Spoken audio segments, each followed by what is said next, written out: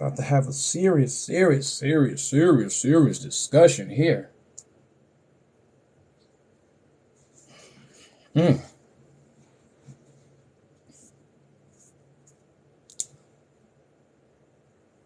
What a long day. What a long, productive day. Thank you, Lord. Oh, you guys, wait for more people to come in, but what we're about to discuss is going to be extremely controversial, you guys. Just want to see how honest people can be. So if you're here right now, you might want to hit that like button, but yet, you guys, send out those invites.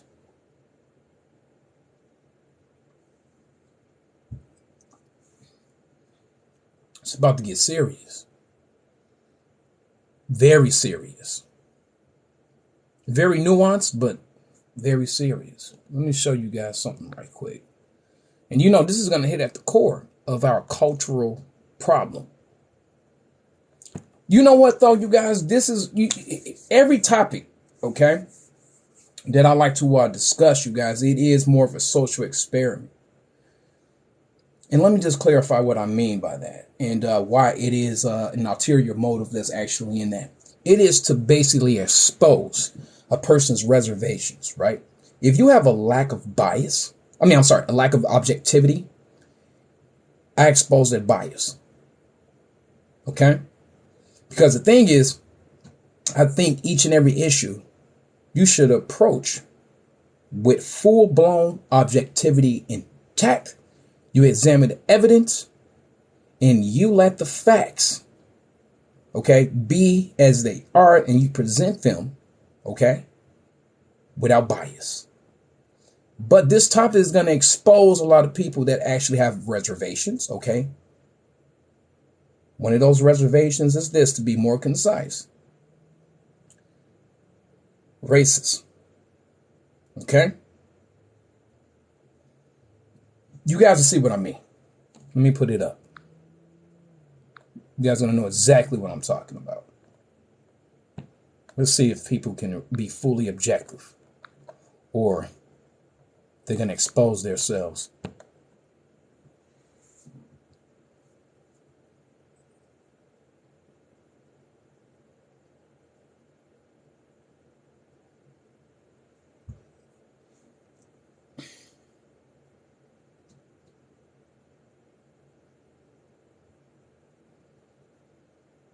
What you guys think?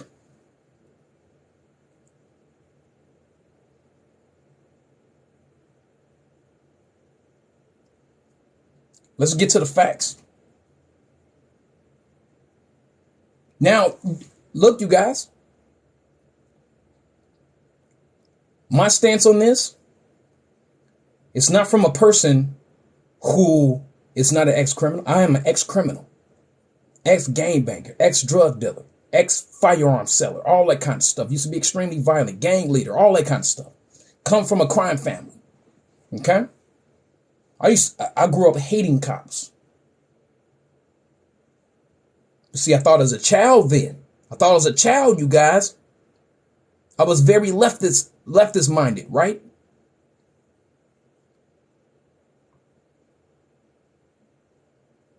But that's the facts. But why am I still alive? That's the question. Why am I still alive? I had tons of encounters with cops when I was out there banging and selling drugs. The reason why I'm still alive is because when I realized they had the upper hand, I complied. I'll see you in court. I was only falsely arrested once. All those other times I was arrested, it was my fault.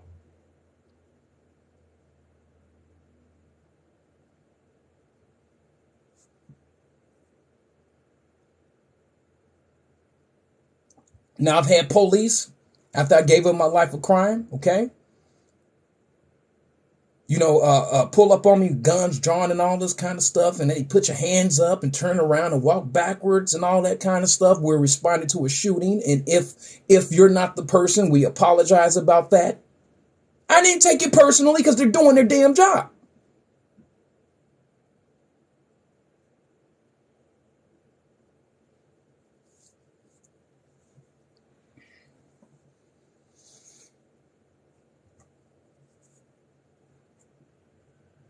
Michael Brown would still be alive today if he wasn't reaching for that cop's gun. George Floyd would be alive today if he would have never resisted arrest.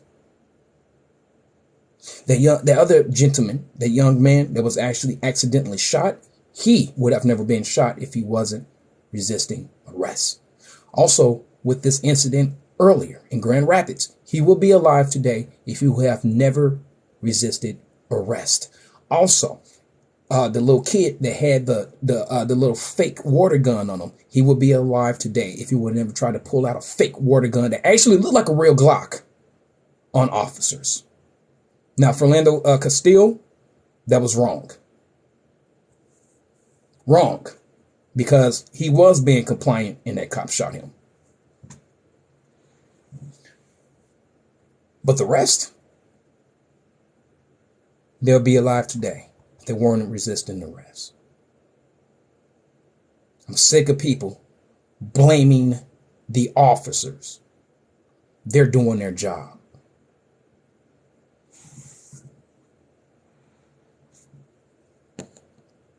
Look at that. So you just contradicted yourself. This says the majority. That's the word right there. Come on. Wake up. Put in those critical thinking skills. No, they can't.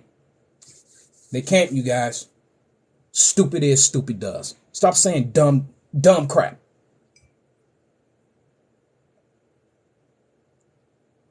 No, you can't teach people critical thinking skills that have been indoctrinated. You can't.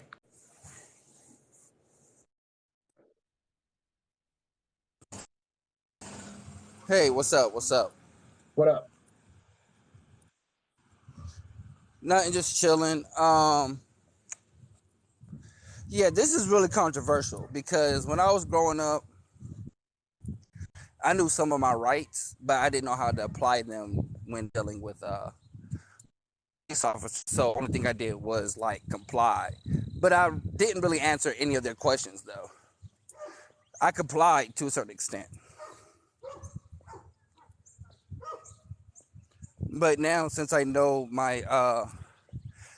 the full extent of my rights, like my First Amendment to record police officers, refusing to show ID, refusing to be searched, and the right to remain silent is all you need to do within reason and still while complying with the cops. Mm-hmm. Knowing your constitutional rights when dealing with cops would save more lives than it would taking them away.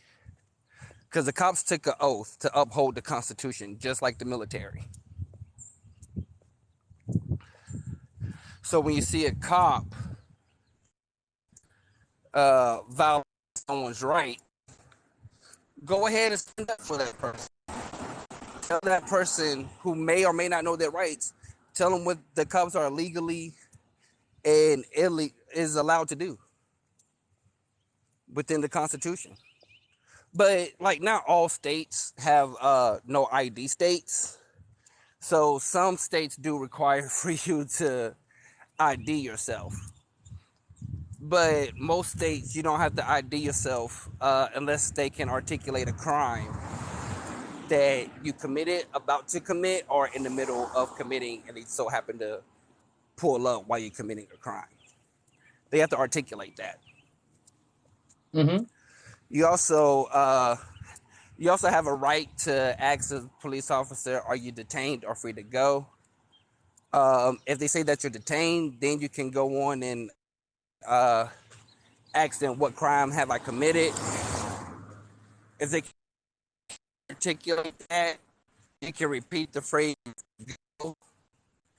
And if they keep asking you questions, at that point, just you have to verbally say, "I plead the fifth," and choose to remain silent.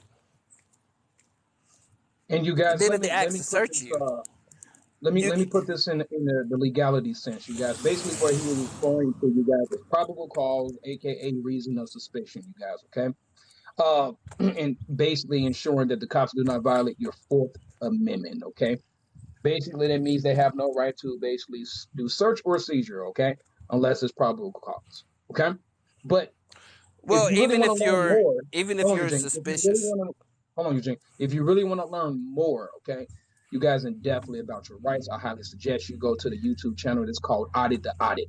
They break down everything Oh yeah, in an in-depth sense, you guys. I'm serious. If you really want to learn your rights when you have an interaction with a cop, go to that show. You guys write it down. It's called Audit the Audit. It's on YouTube.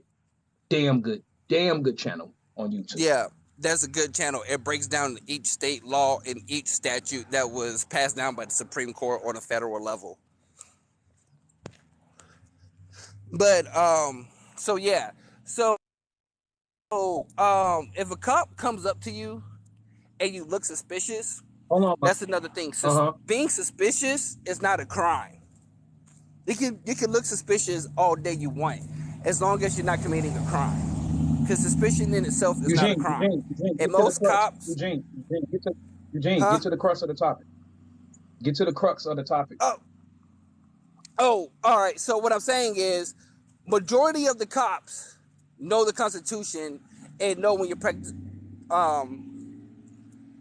enforcing your rights against them. So most of them is going to give you a hard time and keep asking you questions. Then you get the sergeant. The sergeant is the person you want to call.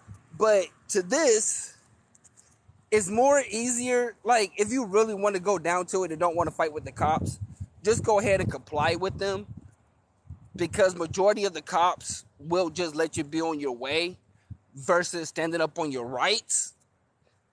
Because standing up for your rights against cops, some of them will get mad and detain you longer than the legal time limit is allotted to them to detain you.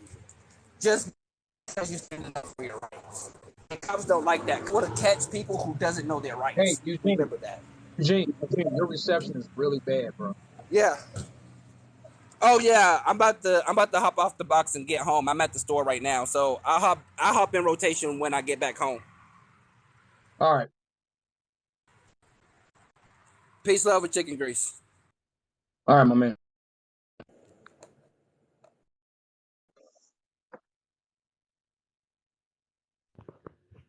What's going on, buddy? Got my accounts, well, a couple of my accounts back today, so I've been doing my thing. Um, but yeah, so I mean, I definitely agree with the top line. I mean, all you got to do is comply, but you know, um, at the same time, I definitely do think that with what Eugene was saying, I do think that there does come a point where we do have to stand for for our rights. We have to Mm-hmm.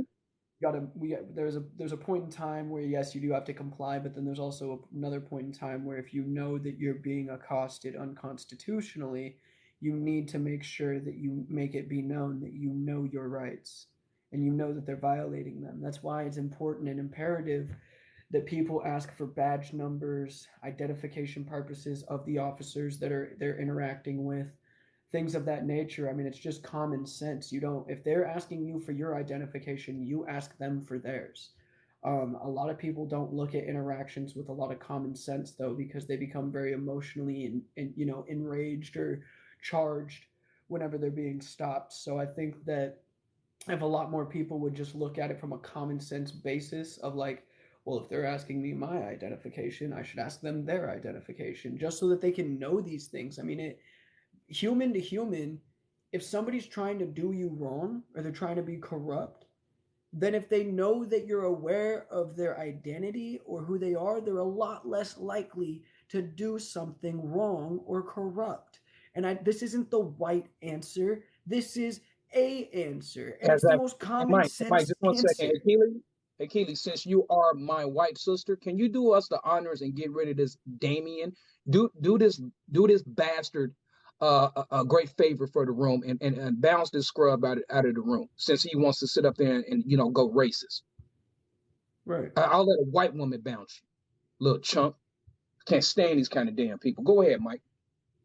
But no, like it's like I said, it's common sense. But a lot of people that goes out the window, which I understand because you're scared, you're nervous, you have anxiety. But if people would just for just 0.5 seconds look at things logically and just try and get themselves a good basis of information so then they can make sure that they have a defense mechanism put in place in case something does go awry, that would make us see so many better interactions with the police because that's how we hold them accountable, but at the same time respecting the position in which that they've chosen to be as a public servant. Mm-hmm. It's that simple. Mm-hmm. So I'm not even going to say it's a thin line, right? It's not. Because when you're dealing with a hostile officer, right, it is. It's just best to be like, you know what? Okay, you hostile. Here's the thing, you guys. We have to remember this. These cops have body cams now. Okay? And if a cop doesn't have his body cam turned on and they have abused their authority and you take it to court, okay, you remain compliant, okay, swallow your pride and your ego. You take it to court and that cop doesn't have that body cam footage. Who do you think that makes look? I mean, who do you think looks bad? Why don't you have your body cam turned on? Why is this? Why is the suspect all battered and bruised? You have nothing to substantiate your Yep.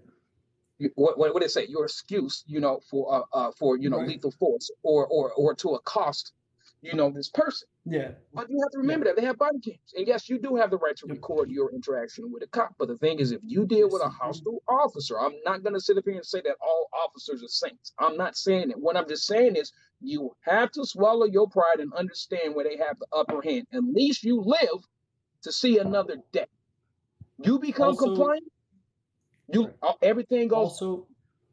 Also Tell me. become aware of what your state is, whether it's a two-party consent state or a one-party consent state when it comes to recording. If your state is a one-party consenting state, then that means that you can consent to recording the interaction, but they don't have to give their consent to being recorded. If it's a two-party consent state, then you do have to at least notify them that yes, they are on camera, but if you do that, they can't force you to stop recording them or anything of that nature. You just have to inform them. If it's a two-party consenting state, you have to inform them what's going on. Never let people tell you you cannot record the police. You can always record the police. I've recorded every interaction I've ever had with the police, just in case. Just in case. Even if I knew that we were guilty in the car. Even if I knew that one of my homies was about to go to jail, my camera was rolling because I'll be damned if they pulled something else. And so here's the thing, right? Usually, here I'm gonna say, you know what, Mike? I'm gonna toss this out. I'm not saying that this is actually written in stone. I'm gonna say over 90% of the time, when the police are interacting with you, it's for a legitimate reason. And majority of the time, you're doing the wrong damn thing in the first place. This last incident, this dude had a license plate on a car that did not match the registration. This dude's record shows that he has stolen cars, and that's just his criminal pattern. He likes to steal cars. Right. This By the man way, got out of the car after he was told to stay in the car. Still didn't listen. Where's your identification? He opens the door because he said his identification or his driver's license was in the car. He didn't look for it, closed the door, and tries to take off. The officer wrestles with him. After wrestling with him, they get back up because this dude overpowered the officer. The officer couldn't take him down, couldn't subdue him. He pulled out his taser. The suspect grabs the taser. They're fighting for 3 minutes for this taser. The cop ran out of breath. That suspect grabbed that taser. That officer right there was granted the right to use lethal Well, he force. also, yeah, but he also did give orders to the, uh, uh, you know, I don't want to say criminal, but assailant to drop the taser. They did not Mm-hmm. drop the taser, which Mm-hmm. then constitutes, because they also tried to fire the taser. That didn't do anything to him as well. So as soon as all options are exhausted, the gun comes out. As Exactly. soon as all options are exhausted, that gun's coming out. And by the way, somebody said in the comments, I believe her name was Kay Faye. She said Philandro Castro did nothing. I do agree with you. That is the what Agreed. that Oh is a yeah, we already situation. That's a conceded to that. situation that I said the cops were 100% wrong. The Correct. cops were 100% wrong in that situation. Correct. He was sitting But in we're his not talking car, about and Philando he said he Castile. wasn't reaching for it. Right? No, I know, Yeah, but but I'm we're just not talking saying though, about because they Philando like to Castile. cherry pick that. But I want to make Exactly. sure I'm not a all cop apologist. That's not what I am. What I am is a realist, where I'm saying let's step back and look at objective reality as opposed to what they're trying to make us think, which is that cops are out here hunting down people, which is just not that's not accurate. Yes, you're going to have outliers in data that are going to be bad people. You have bad people anywhere. As as Trump said, there's good people on both sides. There's also bad people on both sides. It's very simple. So what I'm saying is that we have to be aware that that's not the majority, and then we also have to be aware of how to be able to prevent from that minority to being able to, subjugate us as a people to unconstitutional stops, seizures, or interactions that can lead to a fatality. Mm-hmm. Now, let's play it back. He's deceased, but I'm not going Hold to, up, hold up. make light of the matter, Kayfabe, right? his topic is not wrong because it says the majority of police-related homicides. Majority does not equal all. He's saying the heavier amount are involving that involve people from the black community are preventable. That's 100% facts, as I just said. That's not objective reality. The things that happened to Philandro Castro, that was a situation that was a tragedy. Yeah. Now, the thing is this. Here was my initial premise, and I did preface with this when I started this live. I say this is more of a social experiment. We're going to see who have reservations in these biases. You have objectivity. Can you actually examine the evidence without bias or without reservation? And I said I'm going to be more concise, without you basically making this a black or damn white thing, because that issue, this last issue that we are referring to, has nothing to do with black or white. And majority of the black males who have been shot by cops, overwhelmingly 98, 99% of them has nothing to do with black or white. Just be compliant. Just be compliant. Now, Mike, if that person would have never had bad plates on that car, and he was operating that vehicle in a legal sense, he would have never had this interaction with the cop. I'm sick of people putting everything on the damn cop. Correct. Do the right thing, you would never had the interaction in the first place. Have the interaction, still remain compliant.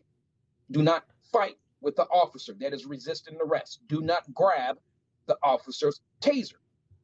He is granted to use lethal force because a taser can subdue you.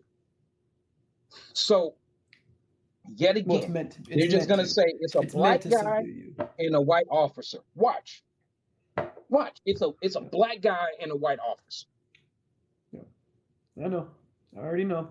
There's already protests being organized. This makes me sick. Yeah, they always have to turn something to a damn race issue when it's not a race issue. Yep. I know, brother. I know. You know what though, Mike? So 12.1% of the police force in the United States, you guys, has black representation. Okay? 16.9% of the police force has Latino representation. Round that up, that's 30%, okay? The rest of the 70%, Caucasian representation. Now, the thing is this, the reason why I mention that, you guys, is because There has been black officers who have been shot down like dogs in the street by so-called BLM members. There were no protests. There have been black or minority officers who have been accosted, hit with racial slurs, especially from groups like Antifa and BLM and etc., or their leftist sympathizers, and no one has said anything. Don't forget, in Dallas, Texas, there was a BLM member that gunned down officers, and yet a lot of those officers were minorities, and no one said any damn thing. What's up with all these double standards? Can they ever be consistent across the board? It's because, How come yeah, they're right. But not then they protesting refuse. But against then they these refuse abortion to clinics? admit. Yeah, Right, but how then come they they're not? refuse to admit Yeah. that narratives are being spun. They refuse to Mhm. admit that narratives are being spun, but they don't realize that certain things don't get the same amount of outcry as other things. Whereas if you were really pushing for equality across the board, you would be just Mhm. as bothered by those instances as you are with the ones that you Mhm. choose to be reactive to. You guys aren't They just activists, set you're up. reactivists. You react. That's all you do. You react to what they tell you to react to. You're not an activist, you are a reactivist. They just sat up here and just said not too long ago that that wasn't a BLM member that shot cops.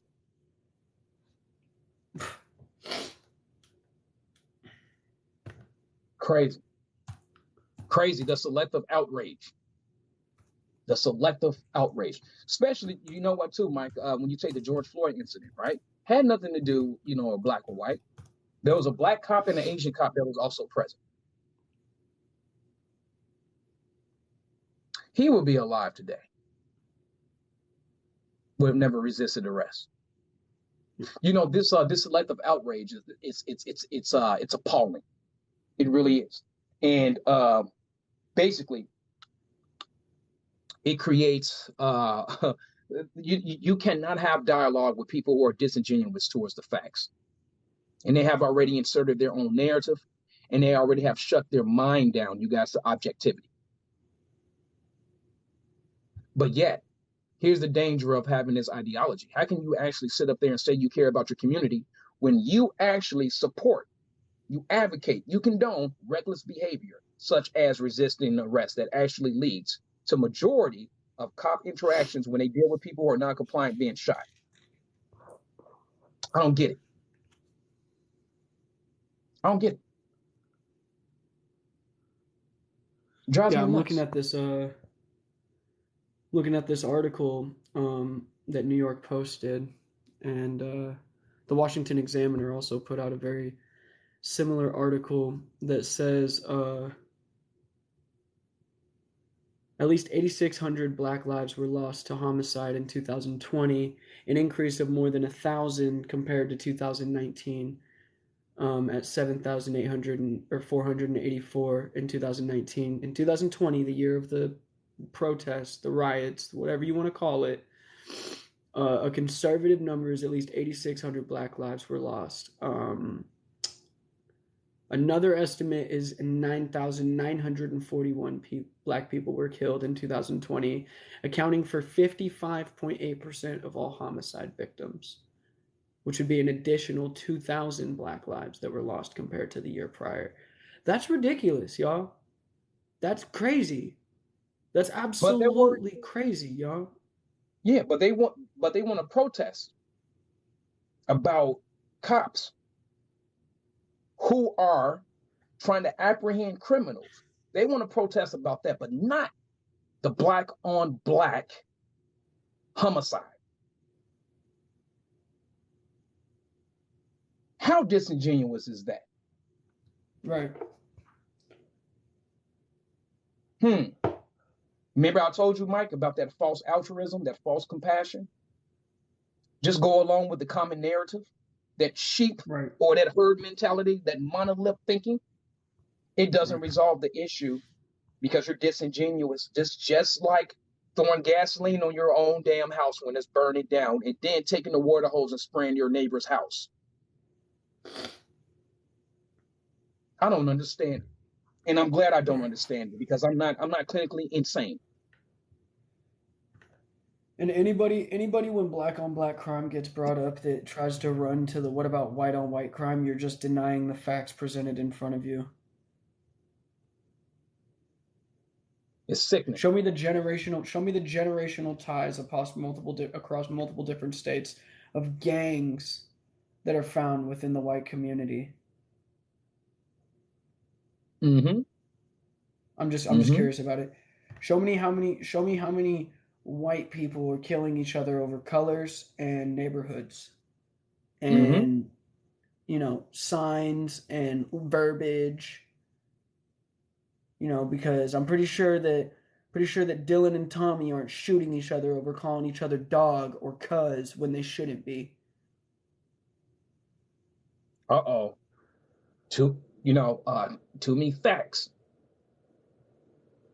Undoing the indoctrination.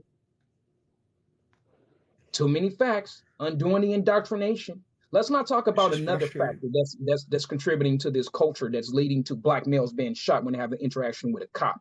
Actually, the facts of this is that a black male is more likely to kill a cop than a cop is more likely to kill a black male. A cop is way more apprehensive to actually shoot a black male due to the culture. But the black culture, this gangster culture, this disrespect the cops culture leads to black males being shot because they think, oh, I'm a gangster. If you have to go back, Matthew, if you have to go back to the Holocaust or Holodomor to try and make an argument about white on white crime, you're lost. You're lost. You're trying to compare something that happened close to 100 years ago, we're at 80 years now, to present day statistics and facts. You're lost. Look at the disingenuous attitudes towards the facts here. Gangster culture ain't black culture. What color are majority of your damn gangster rappers? What color are most of the damn drug dealers in all these damn democratic strongholds across the United States? What color are majority of these damn gang members in predominantly black communities? You tell me. What color are majority of these people who are black gunning down blacks? Huh? You tell me. Oh, thank God somebody said school shootings. Yeah, you want to know the difference? Every single white boy that's done a school shooting has been sitting behind jail. You want to know who's not sitting behind jail? Jail bars? The Texas school shooter. What's different? This is sad. This is sad. What's different? Straight sad. I gotta tell you, it's sad. Oh my God, I can't put in a request. Oh my God. I have been waiting for this conversation. What's up, Top Flight? Oh my God. I gotta change that actually, because it should be Top Guard. I'm actually an active member of the Texas State Guard. I'm currently deployed. Yeah, I've talked to you. I talked to you before you got the haircut and shit when you were in your car one time at work. Yeah. I remember you. But this conversation right here, your topic that you have right here, I actually relate to the topic because I'm actually a security officer, an armed security officer. The very few times that I have looked down the sights of my weapon, I have never seen or given a crap about what color skin the person who was on the business end of my service pistol was. I don't care what color you are. The color of the individual on the other end of that gun has nothing to do with it.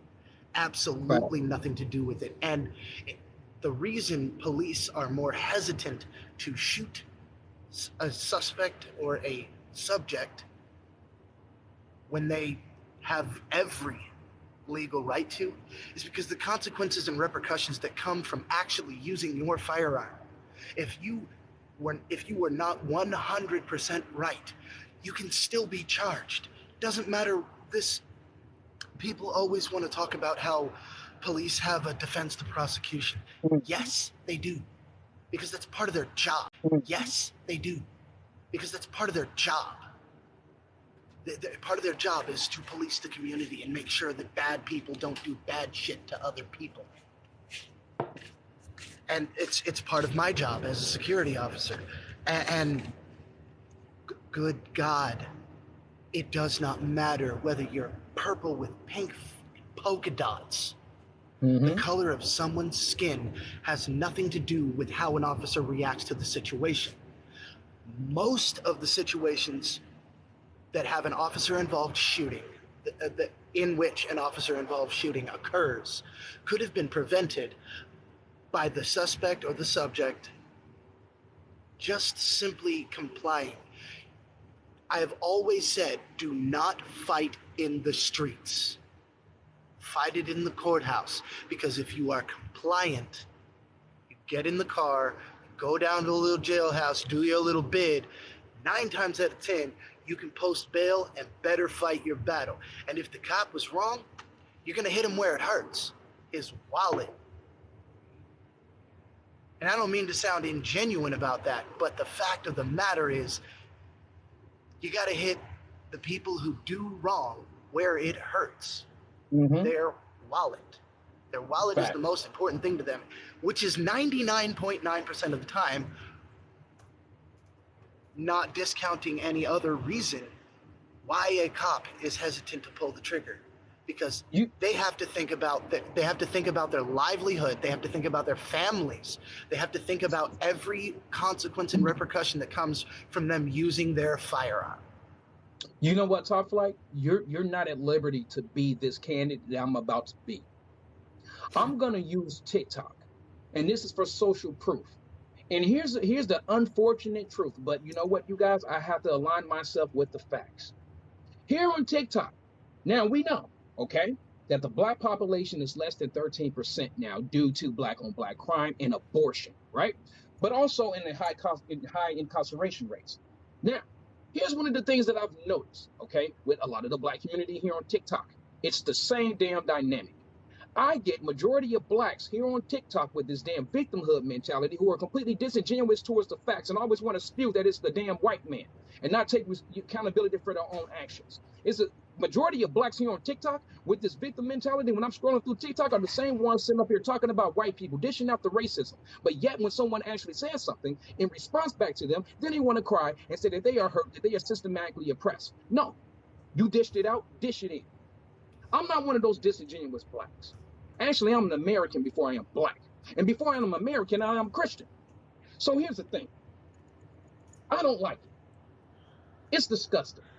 And the thing is, per capita, majority of the people that come in here spewing their ignorance are black. Do you think that makes me feel good? No, it makes you... Hold on, Top Flight. If I identified and I worship my skin color, I'll be pissed off every day, but I worship my skin color. You know what? I worship my God first.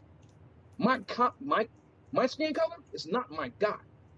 I don't give too much credence and too much merit to my skin color. You know what I care more about? Your content of character.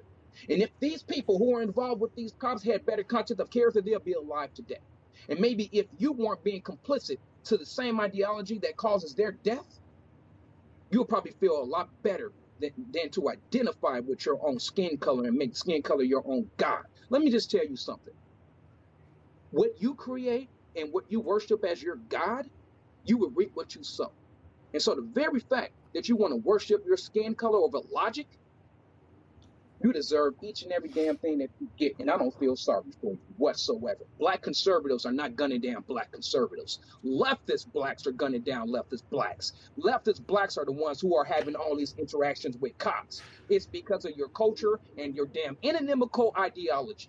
And you're an insult when you come in here with your damn fake altruism and your fake compassion when you are problematic. Don't say he's problematic. He just sat up here and just said from his own damn mouth that when he's staring at the sights of his damn gun, your race doesn't matter. But you want to come in here with your damn acute victimhood and sit up here and try to contradict what he's saying when you don't even know a damn thing about him. Shut your mouth. It's what comes out that makes you want to clean. So now you have exposed yourself as a fool. Anyway, go ahead, Top Flight. Wow, man, you have. I couldn't have put that any better myself. This false ideology that these leftist black folks hide behind is simply abhorrent. It's how are you going to sit behind this? Oh, this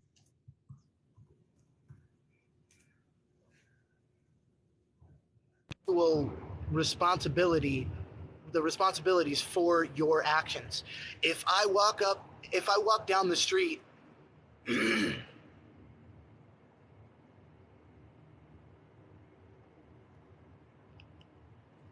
and I punch a little old lady in the face, I'm responsible for punching that little old lady in the face. Mm-hmm. Right.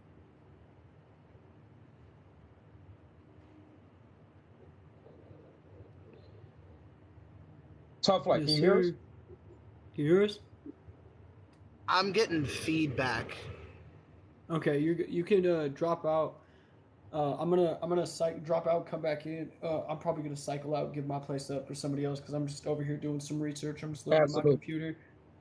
But thanks for letting me jump in, y'all. For real, please, please, please drop the victim mentality. Victor over victim, y'all. Victor over victim. It's the only way we get out of this system. We're all stuck in the same system. We don't want to be. We're all dead Mike, slaves. and Mike, We're before all you stuck before in a before system you we don't want cycle to out, be. Mike, before you cycle out, Mike, do you know what I say often? Remember, I say the victim mentality creates real victims. Yeah. This last shooting is completely, it just completely, look, it validates it. When you have a victim mentality and that's what you perpetuate, that's what you propagate, you create real victims. Right. And it's a damn shame. Right. Yeah, I mean we're seeing it in real time. It's tragic. All I can leave people with is don't allow the media, don't allow politicians, don't allow anybody tell you that you're too weak to overcome your situation. We are all hardwired and made in a way that we can adapt and overcome, but I think that we tend to forget that nowadays. And that goes for everybody. We're human beings. We all can adapt, we all can overcome. Stop thinking that you're subjugated to your environments or your situations. Build yourself over it. Work with the deck that you have been handed. Play with the cards you've been dealt. Stop bitching and moaning and saying you need a new hand. Nobody gets that. Nobody gets a new hand. We all play the hand that we're dealt.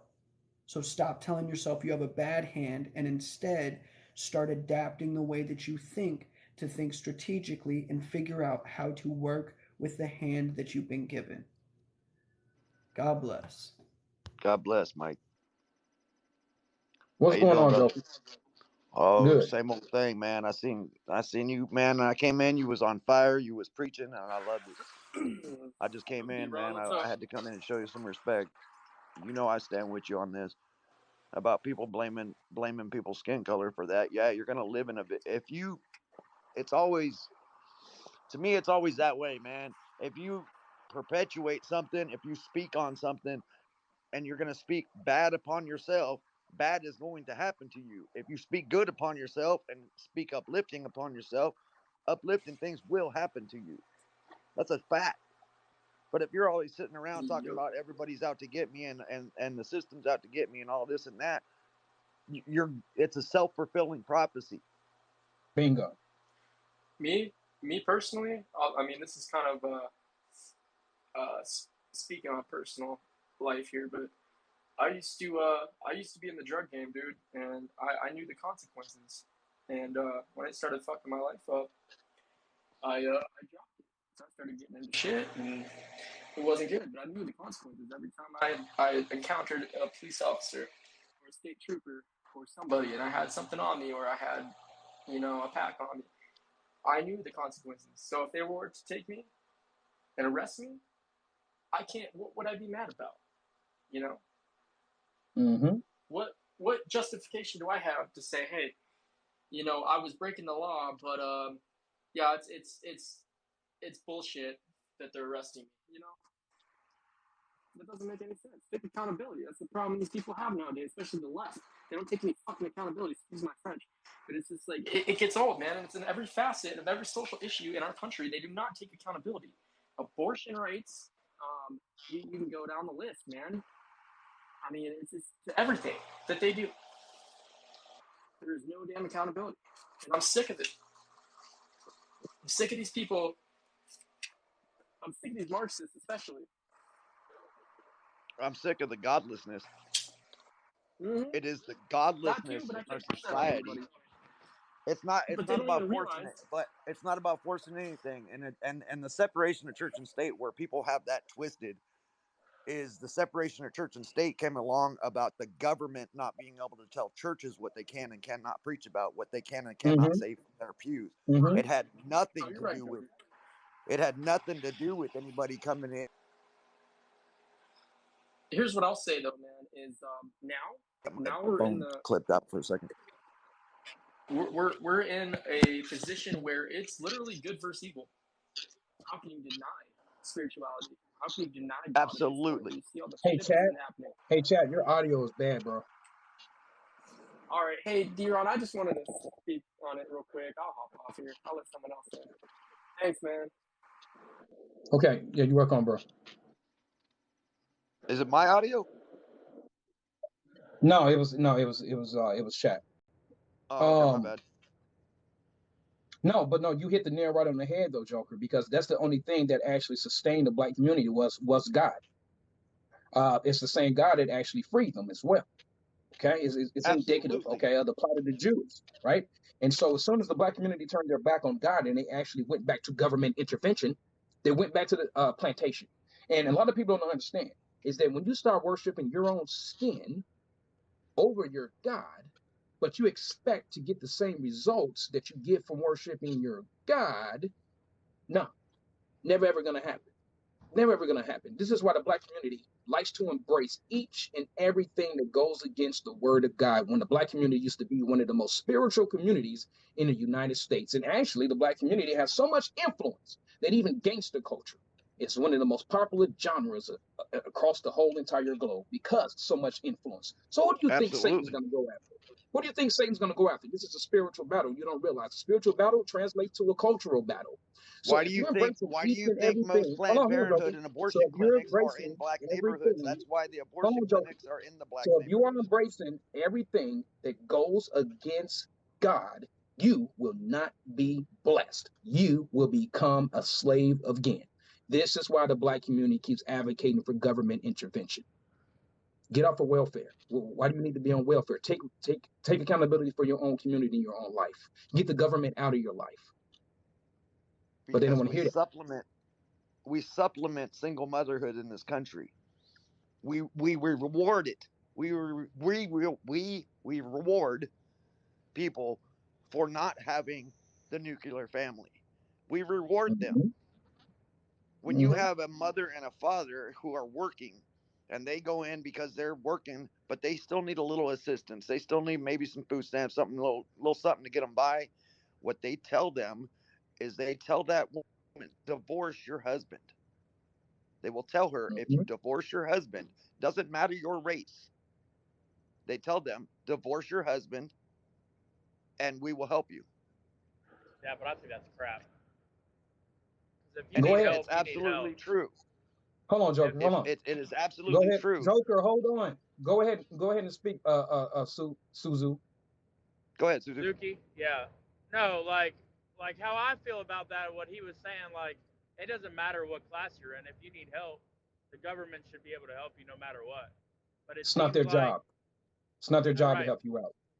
but what I'm saying is, it seems like no matter, like I got a buddy of mine that he's a single parent. He's a dad of 3. His wife got killed in a car accident, and he works his ass off for everything he has in life, right? And sometimes he needs just a little bit extra help, and it seems like he can't get it. I was agreeing with what he said. I wasn't trying to like not agree with it. I was agreeing that it's kind of screwed up how they say you have to divorce your husband in order to get more money, why they can't just help you. I mean, sometimes people need a little bit of help in life. I mean, I've been on my own since I was 13 years old. I don't know what it's like not to have a job or not to work my ass off for everything I have. So that was just what I was. So, since whites are 65% of the United States population, okay, and black males basically constitute around 7 to 8% of the United States population, but yet black males commit from anywhere between 50 to 55% of the crimes, right? But also, as Mike read, 55% of the homicide rates. And even though there's 7 to 8% of the population, yet still they have more interactions with cops disproportionately. More likely to kill a cop in comparison to their counterparts. And a lot of people steady keep saying, well, it's the cops, it's the cops, it's the cops. What do you think the cops are going to be primarily if you live in a high crime area? It's not the cops. And people keep blaming the cops. They think using the cops as a smokescreen is actually going to cover up the cultural issues and also the generational indoctrination. No. What's going to break the generational indoctrination is stop blame shifting. Take accountability for your own actions in your own community and stand up and be different instead of falling in line with the sheep or the herd mentality. That's what it takes to be a trailblazer. If you're following along with the narrative, you're not a trailblazer. You're not brave. You're going along with the narrative. You're a sheep. I'm sick of it. It is all by design, and it's been designed this way for decades to destroy the nuclear family, and it's designed racially to separate everyone and to continue to do so. Why do you think that most of the abortion clinics are in African American communities? 79%. It was by design. That is the same reason that we reward single motherhood, and we basically are punishing the nuclear family, the traditional mother, father, children family. I actually said the word nuclear family in a live and got booted because it offended them so much. And it went off. They went off that I said nuclear family and asked me to define it, and then kicked me out because I defined it. It is, everyone in this country is born with the same rights in this country. I don't care what your skin color is. If you're born in the United States, you're born with the same rights. But if you look at every single blue Democratic ran state and city, their taxes are through the roof and their homeless problems are through the roof. I moved away from a rural community in the mountains of California by Yosemite. And I was just talking to a woman from there that is a friend of mine that's been there a long time. And she told me that there's a homeless population up in that area now. There was never that before. That the homeless and the migrant population has exploded in that area. You don't see that.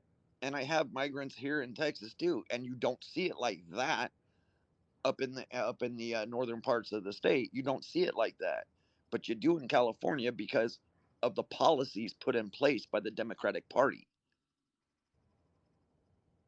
You know what, Joker? Each and every time I talk to one of these leftist ideologues, and I say, I need you to tell me something. You keep saying that it's, America is systematically racist, and systemically racist. I'm just like, I need you to tell me something. Since the majority of these inner city ghettos are controlled by black representation, that gets rid of this, this supposed to be, systematically racist problem, because if it was systematically racist, these blacks wouldn't be in position of influence. But the thing is this, I'm just like, well, the underlying theme with all of these ghettos is that it's ran by Democrats, and yet they, in all these inner city ghettos, they have the same problems, and they don't want to tie cause and effect together. They don't realize that it's all about policy and government intervention that has decimated the black community, and yet these people call themselves to be intellectually honest. No, it's actually the contrary. Look at Maxine Waters as the prime example of that. She represents Southern California region, and she's represented it for almost 20 something years now. And I'm sorry, if you're there to help the African American community, what the hell have you been doing? Because she has done nothing for that community. Exactly. And it's all about, and until we can, Candace said it best the other day. How come I can look up my bank account on my phone on an app and see exactly where all my money's going, but we can't do that with government money and see where the government money's going? Are you kidding Exactly. me? You watch how fast that gets cleaned up if that ever happens, and how fast, because you can't have corruption. Then you see where every dime's going, and American public can log into that app whenever they want and see it. That's how Exactly. you clean it up. She had the Suzuki? best idea in the world right there. Yeah, Suzuki, she you sure still there? did. I see your comment section. Yeah, Hey, I'm I'm gonna still let you here. go for now, man. I'm Let you just get some other listening. people in here. All right, thanks, Joker. I Appreciate it. keep going in and out of service. I'm driving through. I drive an 18-wheeler. I'm driving through Illinois right now. Gotcha. I always listen to you guys, or listen to you talk. You're very knowledgeable, and I just wanted to put my 2 cents into that one situation. Absolutely. I appreciate it. Is there anyone with an opposing point of view that would like to come in this box? This is just becoming too damn prevalent on TikTok that a lot of these people with opposing point of views only have like 21 followers, 200 followers, and all this kind of stuff, and they seem like they're all underage. Right. Wow. Kids. The indoctrination is real. It seems like there's a lot more things happening with the kids nowadays in this generation than it was when I was growing up. It seems like a lot of people are allowed to get away with a lot more things than when I was growing up.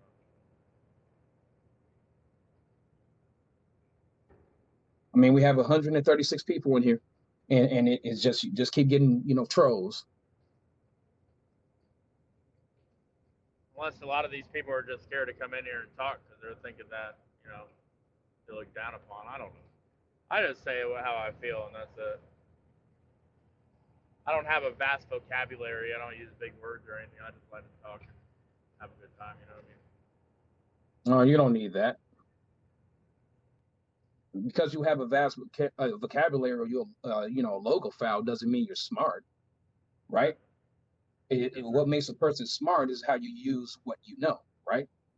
Right. Floyd Mayweather can't even read a book, but he's a billionaire, so he's very smart. I think, is my camera working? You're still loading on my end. I turned it on. My camera's actually having issues.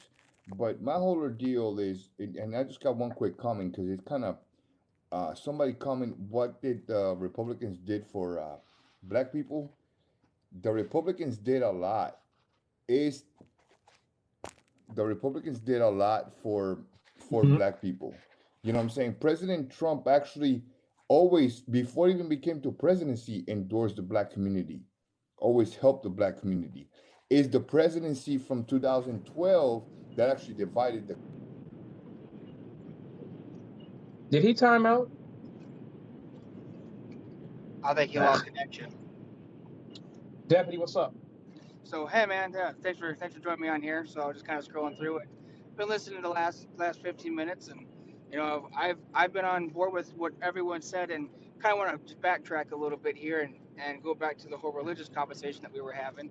So I watch a lot of documentaries because I believe education doesn't stop after school, and we should feel very gifted that we live in a time where we have the world's information at our fingertips, and yet people are so misled and uneducated to the point it's baffling.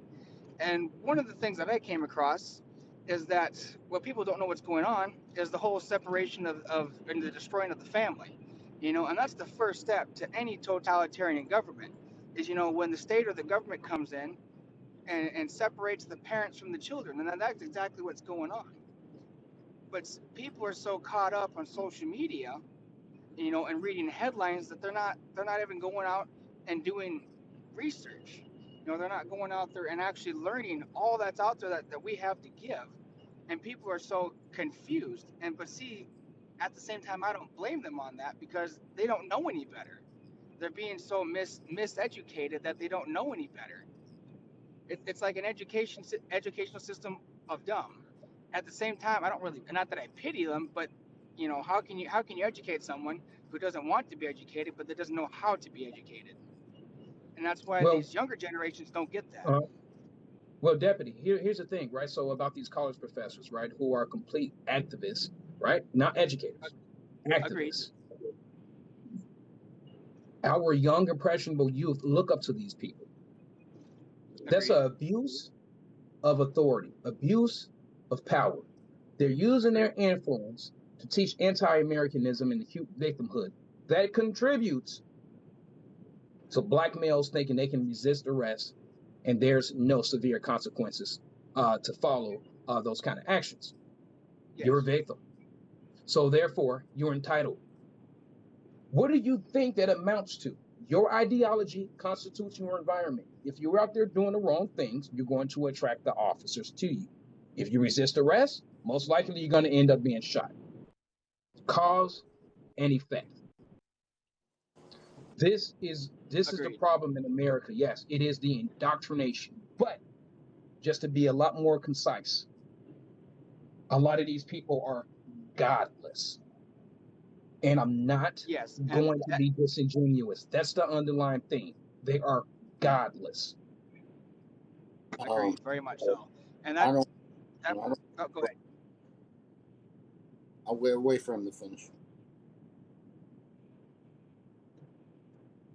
I'll Oh, wait yeah, for him so to, I'll finish my point. yeah, I'll wait for you to Oh, finish.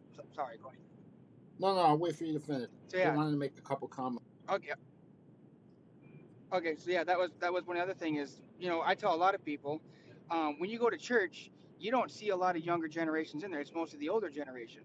But by going to church and the family values that going to church teaches, giving love, teaching discipline, being a good family. The family is the core of everything. And, but by putting God first teaches you that respect for authority and that you are a small part in something so much bigger, that you're supposed to love your neighbor and focus on the bigger picture and not yourself. And you know what?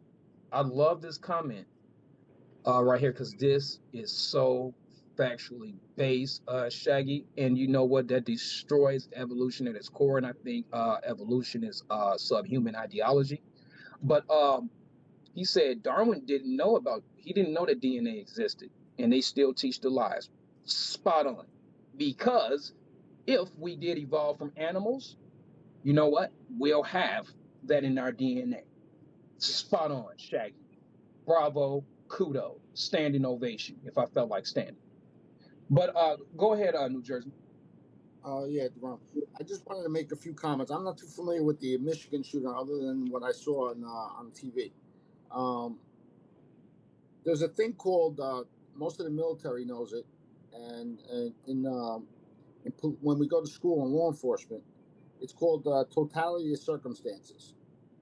When you or somebody else is in imminent danger, and you feel scared, like the previous guest said, that you immediately reach for your weapon. It's an automatic thing.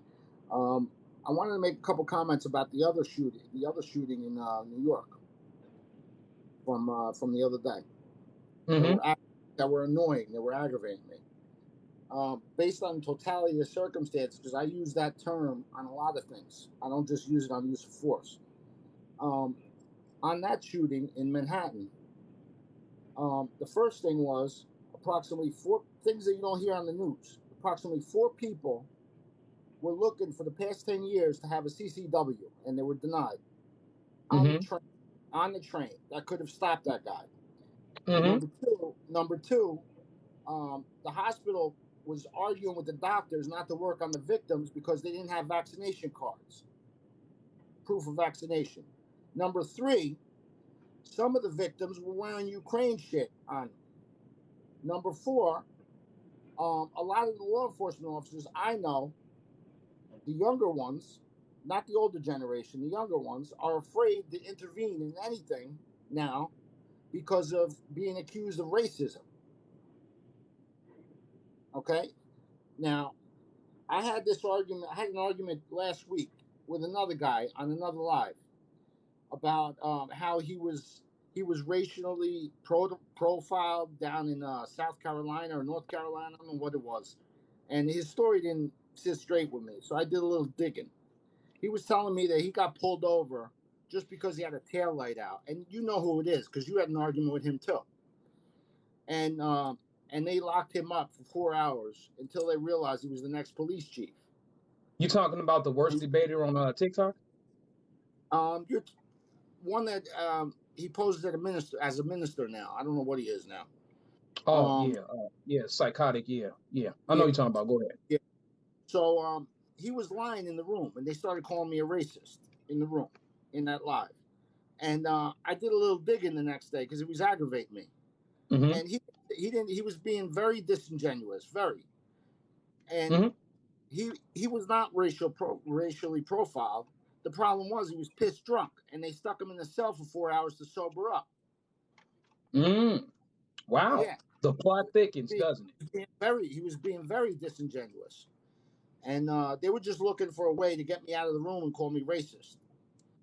So, I mean, those basically the comments I wanted to make. My fellow New Yorker, the champ, wants to come in. He's been waiting for a while. So I'll cycle out. And I'll come back. No. Don't cycle out yet. All right. He's a good New guy. Jersey. So I'll put the title. So I'll put the title. How honest can you be, right, for this room? Here's the thing. I'm gonna put you on the spotlight right quick, right?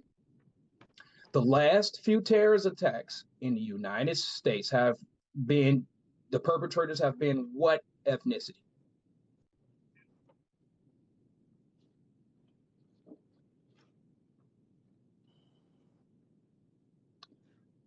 Come on, New Jersey.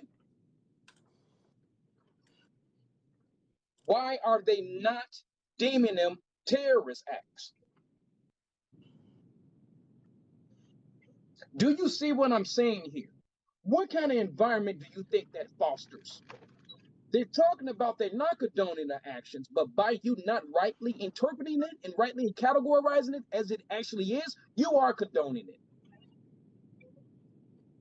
That's what I'm talking about. Those disingenuous attitudes towards the facts. And this completely validates everything that I have been saying for years as a conservative activist. Pretty soon, we're going to be dealing with people who are militarized. They are turning into militants because of this acute victimhood mentality. Because our government tells them and sends them these damn dog whistles that it's okay. You're so much of a victim, you can go out there and do what you want to do. You know how I know that's for a fact? Because they did the same damn thing with BLM in the summer of terror. Go out there and burn down businesses and buildings and federal property, and we'll bail your ass out. You know how I know also, too, to reinforce my stance? Oh, yeah. The black guy that brought a pew-pew to school and shot people at school, he's bailed out the next damn day. Oh, yeah, the guy that just broke into a woman's home, tied her up, put her in a tub, and stabbed her 25 damn times. Only got charged with manslaughter because he was black. These very people are the same damn devils. They cause all this damn problems. They are the ones who's pushing CRT, white privilege and white guilt and white fragility. It's them. They're the ones telling people, oh, it was your ancestors who were only the slaves in the United States. What, you forgot about the Irish? You forgot about how the Jews were treated? Yeah. Oh, yeah, let's not talk about how the Italians were actually treated, too, when they came to the United States. No. You have terminal uniqueness syndrome.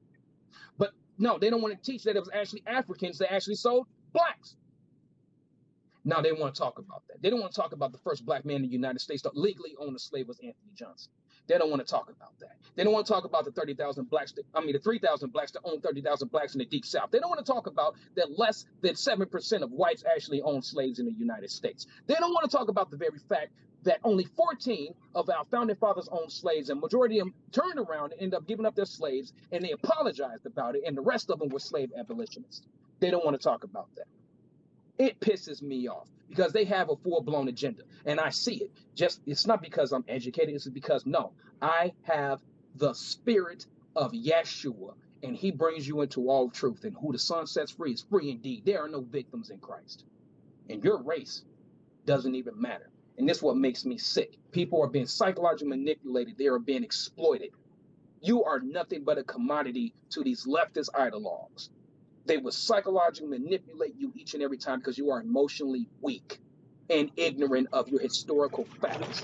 And all these people are full of nothing but revisionism. And when you know what, one other thing to basically solidify what I'm saying, when you know the truth, you will reap those kind of fruits.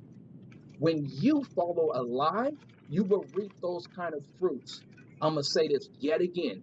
It's not conservatives that have gone across the United States and burned it down. It is not conservatives who are gunning each other down in the streets. It's not conservatives who are selling drugs to their own people. It's not conservatives who are causing chaos and pushing racial damn narratives and racial separatism and calling for preferential treatment. It's not conservatives. It's the same ideology that comes from the slave owners that created the KKK, that implemented the Black Code, that fought against the 13th, 14th, and 15th Amendment, that implemented Jim Crow and segregation, that voted against all civil rights legislation all through history only up to 1964, starting with LBJ, who did it out of political expediency, who turned around and said, because he's a notorious Klansman, I will have these N-words voting Democrat for 200 years. And you're going to sit up here and tell me there's no cause and effect. Supreme denialist. Facts. If majority of these blacks that have been shot were compliant, they would be alive. Facts. I don't care if the cop was wrong or right. Yeah, I'm not too familiar with that case, so not yet. So I don't know. Pisses me off. It pisses me off that these people are so damn gullible.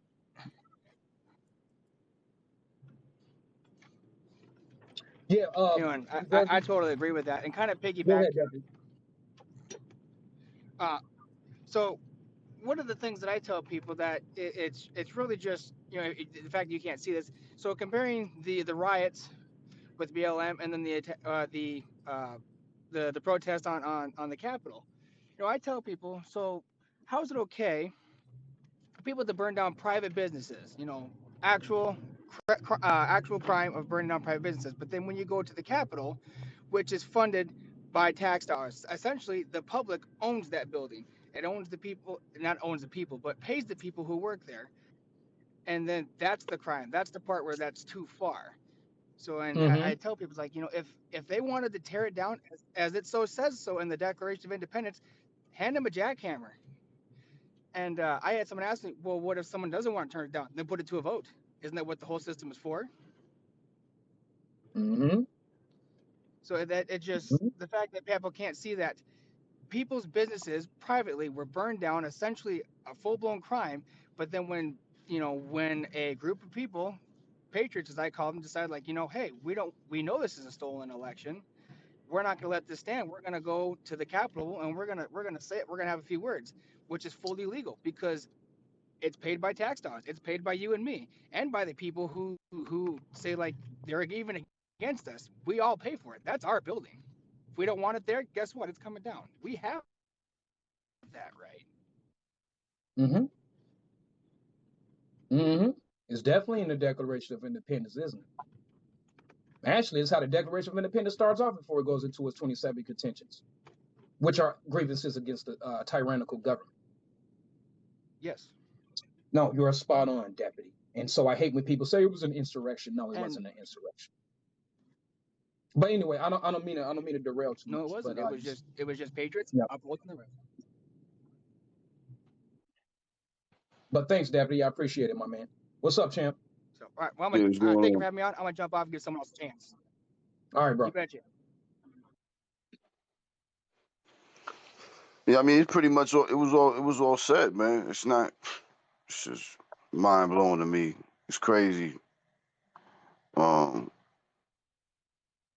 it's not rocket science, man. It's comply. Like, you're not gonna win in the street with police. I don't care what color they are. You know what I'm saying? It took Mm-hmm. me a long time. Took me a long time to realize, because I used to be that knucklehead, man. I blamed everybody else under the sun. You've all heard it before. Um, you're not gonna win with them. You're not. And then we got to start. It took me a long time.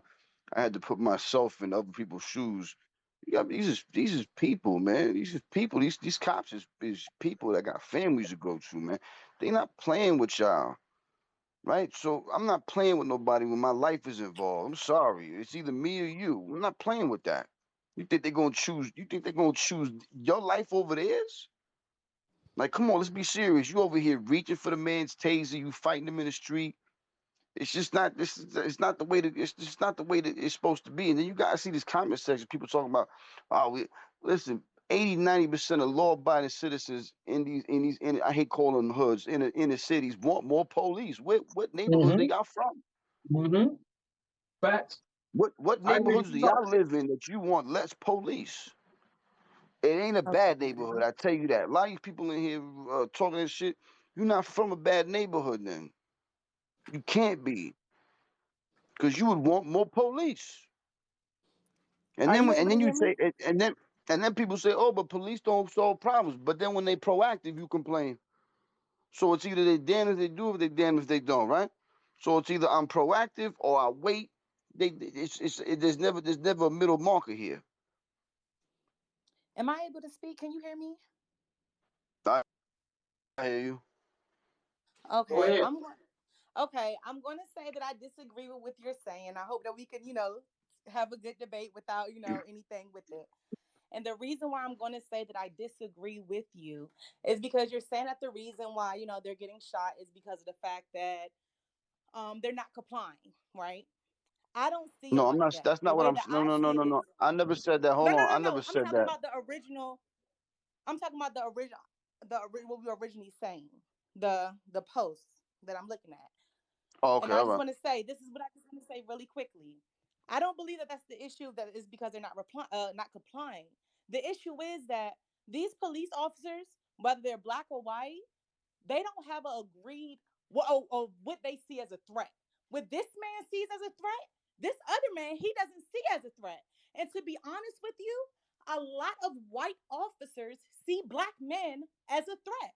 And so as a black officer wouldn't see it. It's no anything that says, hey, we have the same level of what they don't know what the threat is. I'm sorry. It's not about them complying. It's about what everybody sees. And Well, until they and, can and I and I and, come and I upon Hey, could an run champ, with champ, you. champ, agreement, let her finish. Champ, let her finish. All right. until they can come upon, an agreement about what's considered a threat, this is going to continue. It's not about complying. These officers are scared of these black men. They're scared of them. I'm just going to be, Why? they're terrified. And Why? if a white officer see a black man that's enraged and mad to him, oh my gosh, I gotta kill him, or I'm scared, I'm afraid of my life, I'm going to kill him. As for the Why are next they man afraid who of may black not males, see that, Bree? Bree, why are they afraid of black males? because of how they were raised, most likely. You Wait, you think talking about black males or the cops? Are you referring to black males or the cops? no, you said why are they afraid of black men, right? Why are the cops afraid of black males, Bree?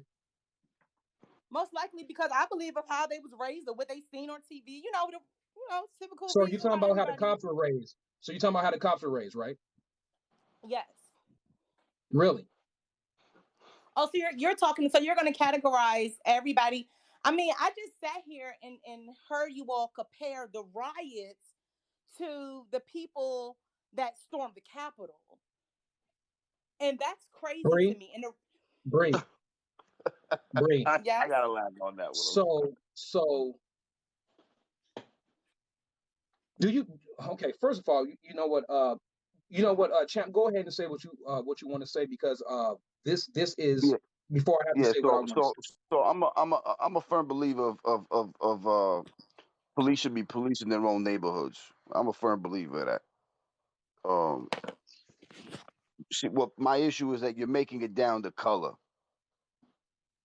Now, if you would have came up here and said, like what I just said, people should be policing their own neighborhoods, I could run with that. But you making it a racist thing where the white man is scared of the black guy, or that is so fucking detrimental to this country. It's insane. You can how you can make that assumption, and how you can show me any police shooting that has been racially motivated. I'll wait. You can't. You can assume all day that this cop was scared, and because he was a white officer and the guy was black, you can assume all you want. But it doesn't. The facts aren't shown that the cop pulled his gun out and said, "Today, I'm killing this black man." You can't, and until you can do that, your knowledge is shot. It's shot in my eyes. I'm a Okay. firm believer that police need to be taught better. Yes, I'm a firm believer, like I said, that I believe people should be policing their neighborhoods. Yes, but this whole shit, now we turning this into a white and black thing. It ain't getting nobody nowhere, and it can't be proven. Until you can't prove it, it don't matter. So in your eyes, there have never been a police shooting where you believe that it was racially motivated ever. Not Show me. ever. You don't believe any Show white me. cop was scared Listen, for their life, listen. I can and I they can I shot can him say I because can. he was a black man. Champ, let her retort. Let her retort. It's a Go ahead, question Bree. I'm asking, Jen, because you said until you can prove that they were scared because it was like, that's not gonna. So I'm asking you, literally, do you believe there has never been a shooting that was racially motivated? You want me to assume is what you want me to do. No, I want you to answer the question. No, It's a you want me genuine to question. assume this. So, do you want me to assume that do you want me to assume there's aliens too? I mean, there's a lot of things we can assume. Okay, but the same way the officer assumed that he was a thug, the same way the officer See, assumed that it was okay to shoot him, the same way the Bree, officer can assume that Bree, this black man Bree, is doing nah. something he's Bree, not supposed to do. Bree, Bree, Bree, Mm-mm-mm-mm-mm. Bree. Here's the thing, okay? That's why I wanted Champ to talk before I did. Now, Okay. your very stance is racist as hell. Oh, okay. You think because he's a white cop that that's the way that he looks at blacks. Mm-hmm. That's the problem. That no. Yes. You said it over and over and over and over. Because you know, I just wanted to make sure that I wasn't being biased, right? I was just like, I just need confirmation because I don't like confirmation bias. I just wanted you to say it over and over and over again. You know what, Bree? Instead of just basically saying, you know what, if you will be compliant, you will live another day. If that cop was wrong, you will beat him in court. Get a big payday. But no, you automatically, by default, went to the fact that he's white and you never ever met this person. So you just basically violated everything that Dr. King actually stood for and said. And he put emphasis on it. And this is not hyperbole. You just said because they're white that they look at blacks as if they are thugs. When I asked you a simple question to see if you can be factual or you're going to be disingenuous, this is what I'm talking about, this false altruism, this false compassion, this misplaced selective rage. That's nothing but gaslighting and grandstanding. Why are cops, I'm going to ask you again, Bree, since we're going to follow your logic, why are cops afraid of black males? Okay. Now, you asked me the same way that you just said you don't want to assume. I told you the reason No. You presented it. Okay. I want to know, why do you believe cops are afraid of black males before you even sit up there and try to play the race card? The first thing I said was because it was a threat. That's the first thing I said. But since we are talking about, I said they see him as a threat. That's what I said. And the reason why they see them for a threat, I said it could have been the way they raised, what they seen on TV, whatever it was, whatever it is. That's exactly what I said. That's exactly I try to give you a second chance to redeem your. Try to give you another. I'm gonna give you a third chance to redeem yourself and see if you can be factual. Can you tell me what is the Can you reason be factual? why these white Do you officers keep up might with be crime afraid of stats, black Bree? men? Bree, do you keep up with crime stats? Yes, I keep up with no. Matter of fact, can you let me know? I don't keep up with crime stats. Can you let me know? You don't. No, can you let me know? Bree, are you from suburbia or something? Yeah, I'm trying to wonder. Champ, go ahead. Because I'm trying to figure out where you from. I like to know where you from. Oh, you're asking me. I'm sorry, I didn't hear that. It's like an echo. But Yeah, I want to know where you're from. I was born in Washington D.C. and I currently live in Virginia. All right, well there you go, right there. There's enough Can you said. hear me? Wow. Crazy, Wow, man. wow, You wow. said there it You goes ain't never. right there. So where I'm from, what does that mean? It has a lot because apparently you don't know what's going down in our communities. I don't know what's going down.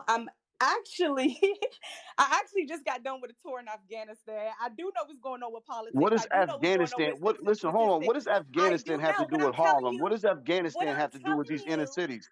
what I'm telling you is I keep up with what's going on because it's literally my job. That's what I'm telling you. So it's your job. So you mean to tell me you serve in the military and it's your job to view everything through a racial lens?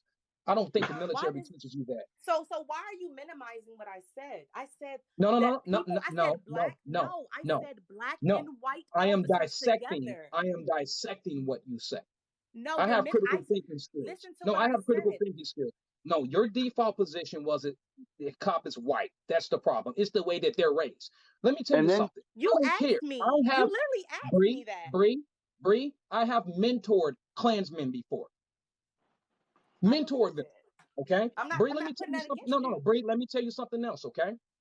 The very fact that I know racists, I know how they talk, I know the way that they think, okay? Because, hey, I've been around them for so long and I've been pulling people out of racism, right? And showing them the actual truth.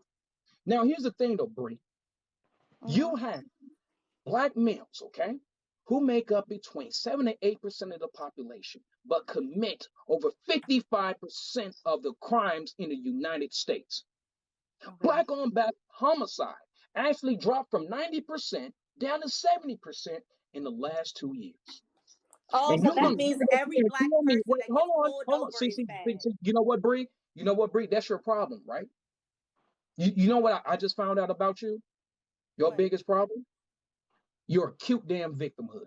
You couldn't even be honest enough to address the facts that if the police see black males as a threat, is because the cops are 3 times more likely to be killed by a black male than the cops are to shoot a black man. Did you know that?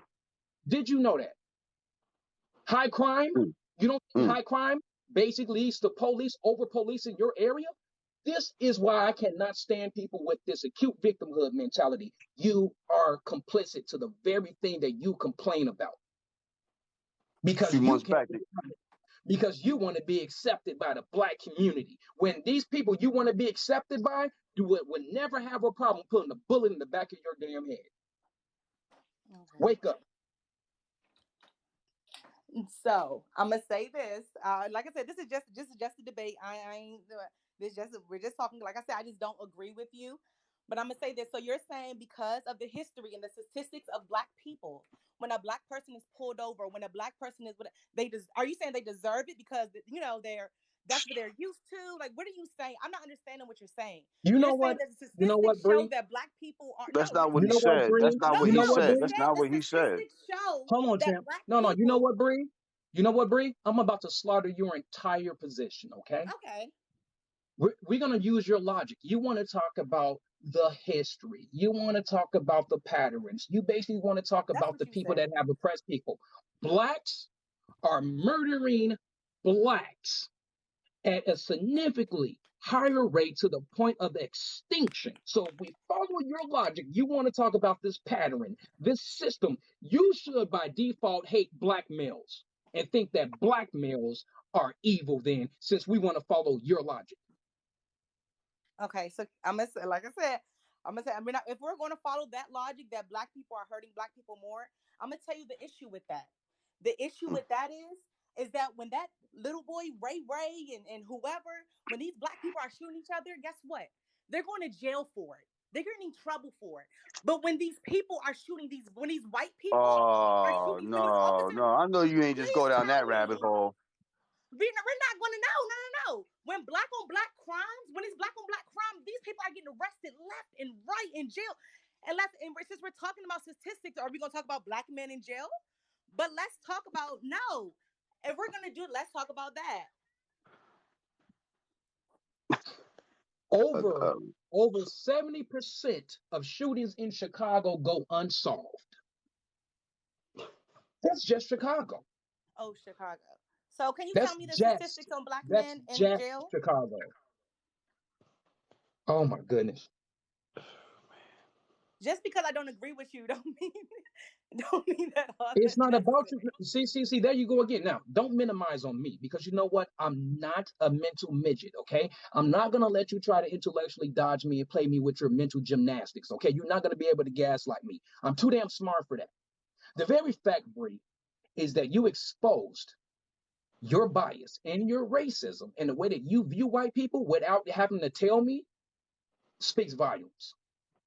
Instead of you rightly placing blame where it belongs, no. I told everyone, I prefaced with this when I opened this live. I said, I'm going to do a social experiment. I said, this social experiment is basically going to expose if a person is racist, they have a bias, or can they be fully objective and examine the evidence and be mature about it and be adults and basically talk solution. No, you failed that test, but you have proved my point in the most epic fashion. You started off and you asked a question, and when I asked a question, your thing behind you says that they're all preventable and they need to comply. When I first got on, the first thing that I said was I believe black and white officers need to come to agreement about what is a threat. That's what I initially said. But you took it upon yourself. You took it upon yourself to ask me about white officers and black officers. That's what you did. I didn't start No, it. I didn't. Yes, No, you I did. didn't. No No, I didn't. bullshit. See, You there know you go again. Now bullshit. you're You being brought up that disingenuous. race. Now When you're I being started talking, disingenuous. you Yeah, brought I up just that said. racial shit. Now you're being disingenuous. So You said that everything. these white cops, no, this is what you said verbatim, Yep. okay? You said that these white cops, okay, view these black males as a threat. And I said, Facts. why, Bree? Facts. So don't be disingenuous with me. I have a good memory. You have a good memory. So when I said that they need to come together and figure out what a threat is, did you or did you not ask me why white people see black people Bree, as what a is a threat? threat Did to you you? not Bree, say what that? is a threat What to you you? What is a said threat to after you? that, Bree, negated everything. What you said after that negated everything when you made it about race instead of someone's content of character.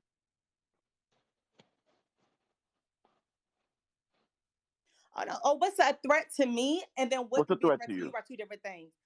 I mean, I don't know. I see a few things. We're different. I don't know. So what I see as a threat is like, it's basically what I'm saying. What I see and what you see might be two different things.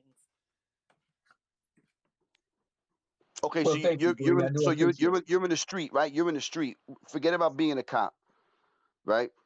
You're in the street and you're tussling with another woman, right? And you have a weapon and you don't know what this woman has on her. You guys are tussling in the street, and this woman is reaching for your firearm or reaching for whatever you have on you to use against you. What are you gonna do? What is your next line of defense? Is it to wait for her to grab it and use it against you, or are you gonna make sure you go home to your husband and kids? So every single thing, you think every single thing has been like that? Every single time an officer, that has been that situation. Bree, I'm most of asking, this, it is Bree, fight or flight Bree, now. It is Bree. fight or If you flight. look I at this, want to go Bree, home. I want to go hold on. home to my family. I want to Okay, be but if honest you with you. look at I want if to you go look at home. most of the I want statistics, to go if you look at home most of the to my statistics of family. police shootings, hold on. If you look at most of the police statistics on most shootings, right, 98% of them were justifiable for they were either reaching for the police gun or they were fighting the police in some sort of combative. So it's there. It's there in black and white. We're not saying now you shoot somebody in the back while he's running, you're dead wrong. You should go to jail for murder. That's it. But when you're reaching in your car for something, you're reaching for the officer's gun. When you have a weapon on you, that's just the way it is. So is that a common occurrence to you? Do you think that happens a lot? If you look at the department, if you look at the Oh DOJ and my FBI God. statistics, that's what statistics say. Yes. So can you give me incident of that? Bree. Let's get to the crux of it. Facts Okay. do not care about your feelings. You steady keep being speculative. What about isms? All this kind of stuff, these hypotheticals that are not substantiated by empirical data. That's why I didn't we give any want hypothetical. no, Bree. every question you are asking is what if, what do you think is, those are hypotheticals and it's not substantiated by data. It's not. The facts don't care about your feelings. Just because you feel that something has to be racial or racism has to be a part of the equation doesn't make it so. So if that's the case, then why in the back do you say involving blacks are preventable if it's not about race? Yet again, see, No, so I'm asking you, here if we it's go not about again. race, why is this conversation even Here we happening go. if it's Here not we, here about, we if we're go. not talking about race? Here we go with the primitive dodging and deflecting. Okay, Bree. Now you just put. You know what? I love putting people in that corner. I'm a pigeonhole the hell out of you. The reason why I put in there that the majority of police-related homicides involving blacks are preventable is because I knew I was going to get a person just like you that was going to come in and call an officer racist just because they are white. Yet again, maybe you didn't pay attention to what I had said before, where I said that this is more of a social experiment where you are going to be exposed if you have reservations, if you have a bias, if you are a racist. That's what they're going to do. That's their default position. Or are you mature and can you be objective and examine the evidence and leave the facts where they are without any bias? And as I have said before, you have proved my point. Do you understand that now? No, like I said, Okay, I know you don't. the first, no, that's not the case. If you're sitting here and behind you, you're talking about race, and I'm sitting here having a conversation with you about race and officers, please explain to me where I'm wrong. You're literally starting this live about race, Because and Bree, I'm talking to you about race. So because where's Bree, the what is the issue? media? What now? You live in a hole? What the media? You mean to tell me the media doesn't make every police shooting that involves a white officer and a black male out to a race issue? Why are people marching right now for that man that was just shot at Grand Rapids when he basically took a cop's taser and resisted arrest? They make everything about a racial issue when race had nothing to do with it. Come on now, stop being disingenuous. I don't like it. And you know what, Brie? I do appreciate you being here right now, but I'm becoming Thank apoplectic and I'm you. kind of getting fed up with your intellectual dodging. Thank you But so thank you much. for I know, coming in. I understand you can't handle a debate. I get it. You're in your feelings. You know I what? I didn't definitely result in any. understand. No, I didn't Or result you in any want people ad to hominems. agree with you. You want people to agree with you when No, they don't. You feel no, like Brie, you they're proved my ignorant, and point. Okay, that's not the listen, case. Brie, this is not an echo chamber. If you want to play the emotions, you got the wrong live. I don't care about your feelings. I care about No, facts. But and the thank you. facts are this conversation is about Thank race. you, Brie. Have a good Thank one. you. Thank Take your you. emotions. Yeah, have a good one. It's crazy how she missed it. How she missed that one. Emotions. All emotions. No logic. Hi, can you hear me? Yeah, how you doing, Haley? I'm good. How are you? Good. Okay, so I just want to start off by saying that I would consider myself to not be super political. I'm looking at my Hey, Got champ, you. I'm psychic. Got you. Now go ahead, Haley. I'm looking at everything from my objective view of America, and I definitely see America as a corporation, and Mm-hmm. so going off of that, you have to understand that there is kind of bigger things going on than just keeping us fighting back and forth, right? But that's what they want us to do, to keep us kind of in this lower fear vibration, which I agree with you on some of the things you're saying, because I do think that, dividing, like you're saying, is what keeps people in fear and keeps them in this mentality that they are getting people against them. Like, I agree with you, right?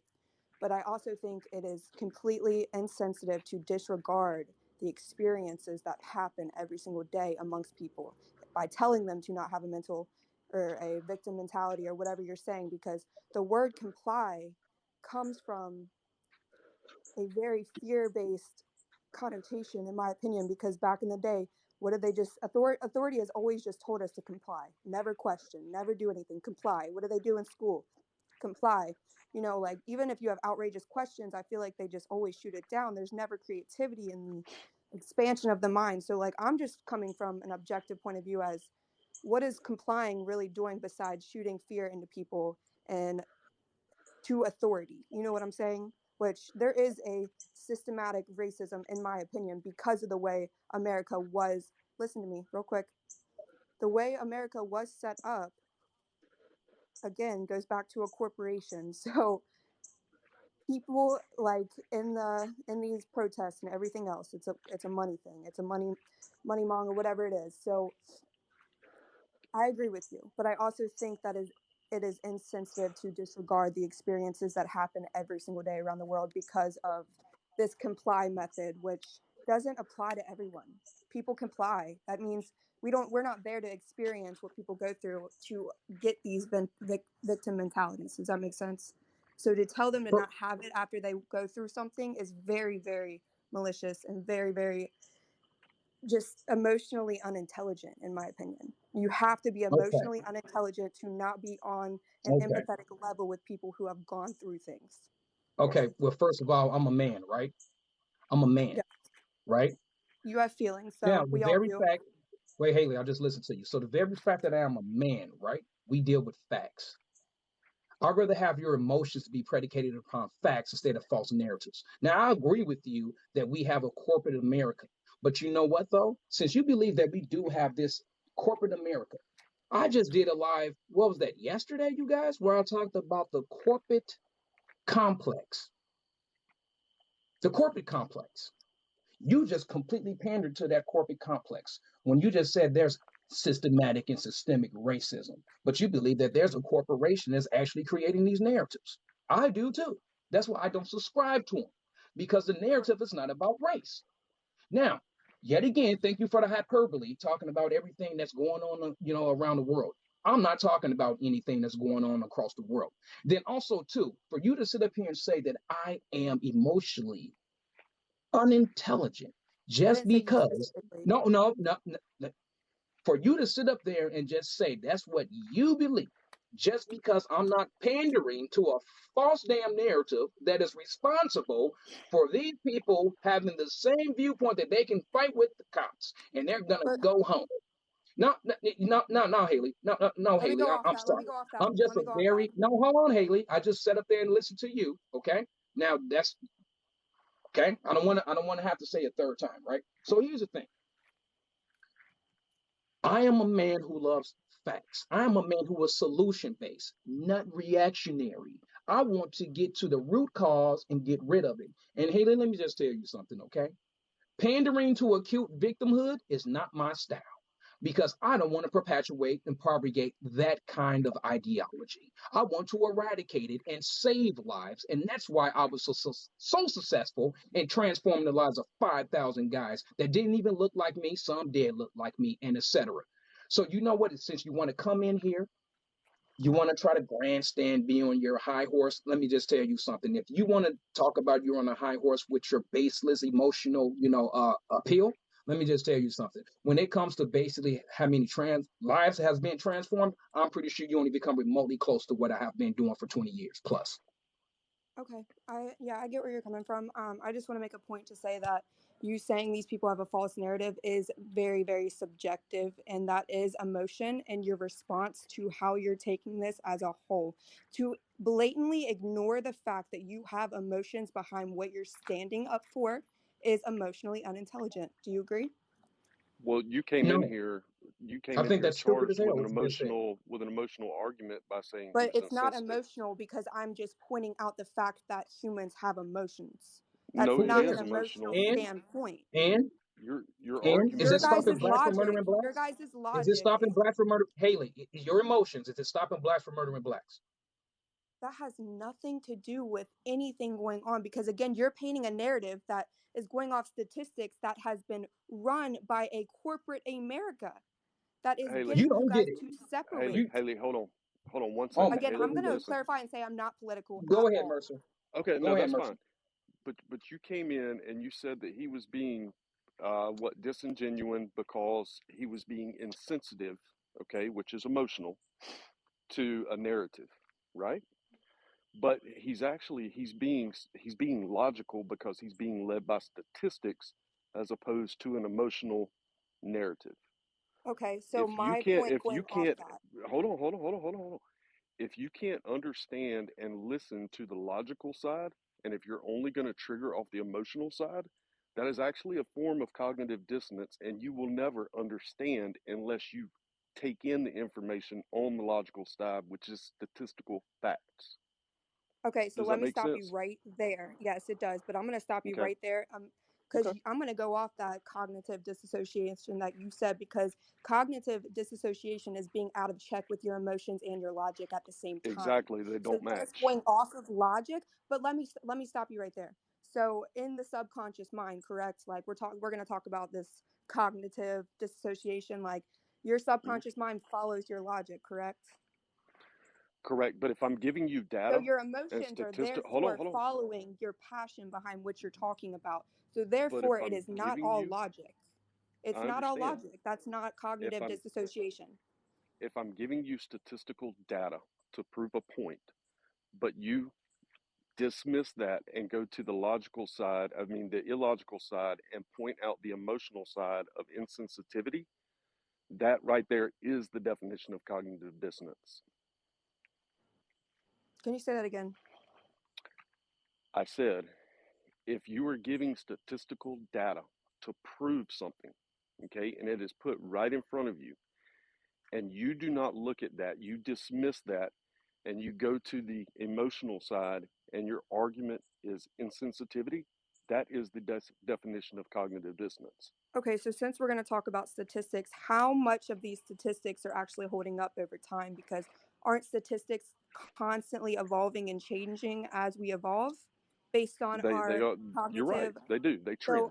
Correct. okay, so my So point going off give me that some is we statistics. can't Okay. Let me ask you completely this. go off logic, correct? Okay. Logic is Let's go off completely statistics. interchanging. Facts are Let's go off completely statistics. interchanging. Okay. Let's go off statistics then. Okay. What is the number one cause of death for a black male under the age of 30? I have no idea. Homicide. Okay. Okay. Correct. All right. You agree with that? If you're giving me a statistic, then I'm gonna say okay. That's one you can look up. Actually, number 6, according to a study by the University of Michigan, number 6 is police involved deaths. All right. So I'll give you a little bit there. However, when you look at the data and you look at everything there, okay, all of these cop involved shootings, I have yet to see one. I have yet to see one where somebody was 100% compliant, handcuffed, sitting in the back of a cop car, and then all of a sudden they got shot. Now, I'm not going to say that it's never happened. Okay? There are isolated incidents and things like that do happen. I'll give you that. But I've never seen it. All the stuff we see on TV, okay, and the things that they pander out are to trigger the emotional side. And that's what happens. You are All right? 100% correct. And you are That's right. And 100%. So I feel like we're on the same conversation, just different wavelengths of where I'm coming from, because I'm coming from a fact that America is a corporation and they are feeding us these things to feed you guys these ideologies about other people, therefore using them in politics to go against each other. That is my ideology in you're America. right. And I agree with you there. I agree with you there. But see, we're not going to go off of the emotional side, and we're not going to let Where the was emotional emotion brought up side in? Wait, drive. hold on. That No, I is was a just talking about your. objective point of view of America and how it runs. I understand. Because that I is understand. debates in general. That what do people do when they're debating politics? They're being emotional in their responses. That's not uncommon, because that is logic and emotion coming together to create passion. Am I correct? This is common knowledge. So you guys totally disassociating emotion to being logical is completely emotionally like it's just not, it doesn't make sense. It goes back to that like cognitive dissociation, because it doesn't make sense. Your guys' logic is just based on logic when emotion follows logic every single time. So the emotional So standpoint, in No, my it doesn't. opinion, is very, very like, I No, don't it doesn't. understand where that's coming from. No, it doesn't. Did you miss all that? I just caught what you just said. The last part. No, it doesn't. Okay, well, that was like a whole big conversation that you just missed. let me ask No, you a question, about Haley. what So you just said. where do you think a lot of the not wanting to, because you were talking about complying earlier, okay? Where do you think a lot of that stems from? Where do you think that comes from? Where people I think not the word wanting to comply? comply. So I have a problem with the word comply because Okay. of the Mhm. fact that it's rooted in fear, which we can go back to like I said, like these words have emotions that come up when you say them, correct? Like when you are talking about something, if you're angry and you're talking about something, you're screaming, you have emotions come up because that's energy and motion running through your body when you're speaking these things, correct? So my opinion and my objective opinion with complying is the Mm-hmm. fact that we have been complying to authority that has done us wrong majority of the time in our evolution, and you guys can't understand that. Like the problem isn't within like us as a community. It's a system problem. It's a problem with the authority up top, not us in a community, because they want us in chaos, they want us in fear, they want us down, like hating each other in politics, which is what I've been talking about.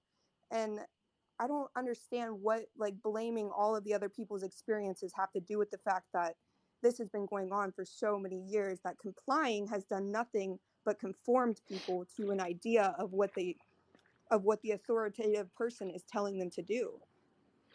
Like But They have a do you conform. do you No, no, believe in? no. See. 1 second, Mercy, Go ahead.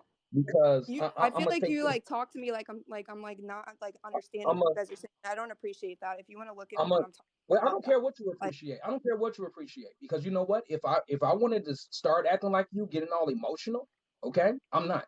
what But is here's the such a thing. misogynistic This comment? You are picture, being emotional. You're this putting your picture, hand on your face. You're this being picture. emotional. You're Hey, being hey, hey, hey, emotional. hey. You're being What? emotional. Hey. Shut the hell up. Don't overtalk me. Okay. Oh Now God, I'm done you trying to be got a nice with you. lot of ego I'm done problems. trying to But be nice listen, with you. you're not being Now, nice at all. You're being this disrespectful, picture and that is that you're talking, emotional. get Keep your up with ass the out of here. emotion.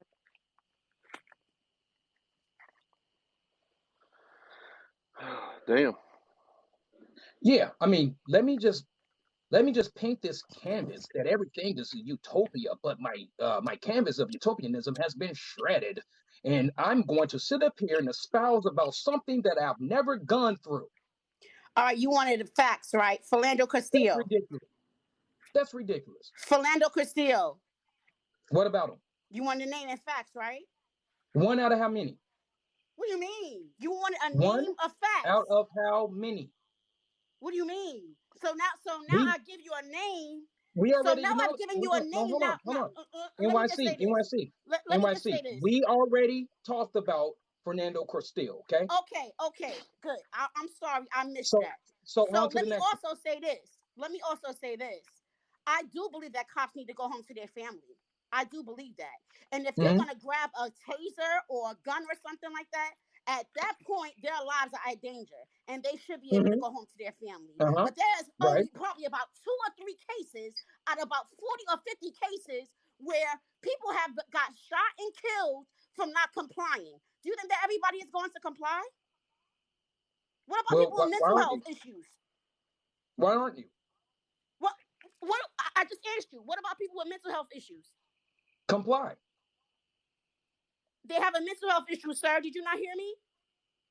Comply. Okay. Still comply. If they can't comply, they shouldn't be in They're in the society. influence of alcohol. Comply. Okay. That's So now you're that's being ignorant.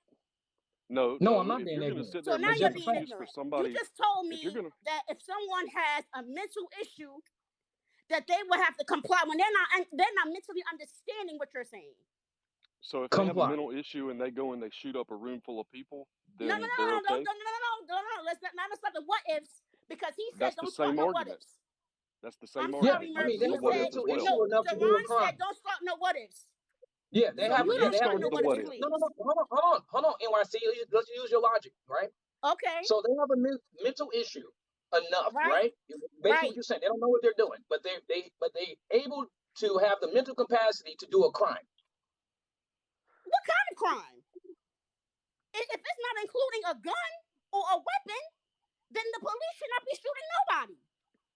Well, I know the police don't just roll up on anyone and just say, "Hey, you're I arrested for no never reason." said that. I never said Okay, that. then. You should be So yet again. you should So be yet again. trained. So You yet should be again. trained to So de-escalate the yet issue. again, NYC. So yet again, NYC. Go ahead. They have they're so mentally unstable, but yet they know how to do a crime, No, which you're not has understanding what I'm them saying. leading. No, you're not understanding what I'm Listen, saying. listen, There's which has definitely them criminals. leading There to has an been criminals. Are you gonna let me interaction talk? with a cop. Are you gonna let That me leads talk? them to have an interaction with a cop. Would you like for me to talk? You say what? Okay, criminals have been there from the end of time, as well as police. Correct? Yeah. Should the police be not trained in de-escalating the issue without murdering people? Correct? De-escalation skills do not mean anything when you're dealing with a person who is non-compliant. Absolutely not. You should have de-escalation skills where you are hitting someone on their limb, hand, or anything else, and not a place where you will kill the person. Maybe you didn't hear what I said. Or you De-escalation just want to keep skills. wrapping up homicides. No, Because in the state of de-escalation Minnesota, skills the gun mean laws mean that you nothing can't have a when gun. you're dealing with a person who's non-compliant. Do you understand that? Absolutely.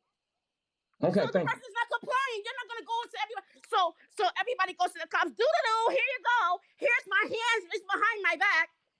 Queen. Come on now, we're not living in a world like that. Hey, hold on. Take it down. Take it I down a love couple these false notches. dichotomies you keep creating, but We're not dealing with a world like that. Let's just be real Yeah, about I it. love We're these not false. dealing with Yeah, I something love like these that. false dichotomies My you thing keep is creating. this: the police should be trying to de-escalate the issue and stop murdering people and give people their day in court. You are not a judge and jury. You're not God. You should not be taking people's lives like that. Period. You And made a yes, good point the right cops there. should be Hold going on. to the cops do deserve to go home. I definitely I believe hope that. you have the same energy. I hope This you have guy that the same other day, energy when a black male murders a black male. I this hope you guy have the that other same day energy. that tried to reach for this man's taser, absolutely that man had to do what he had to do. Queen, you made a Okay, great so what are point. you mad about? Hold on. I'm You made mad a great about point, I'm Queen. talking about 2 times when that happened. You're talking Queen. about 40, 50 times where there's been homicides of unarmed black men. Queen, is this your live?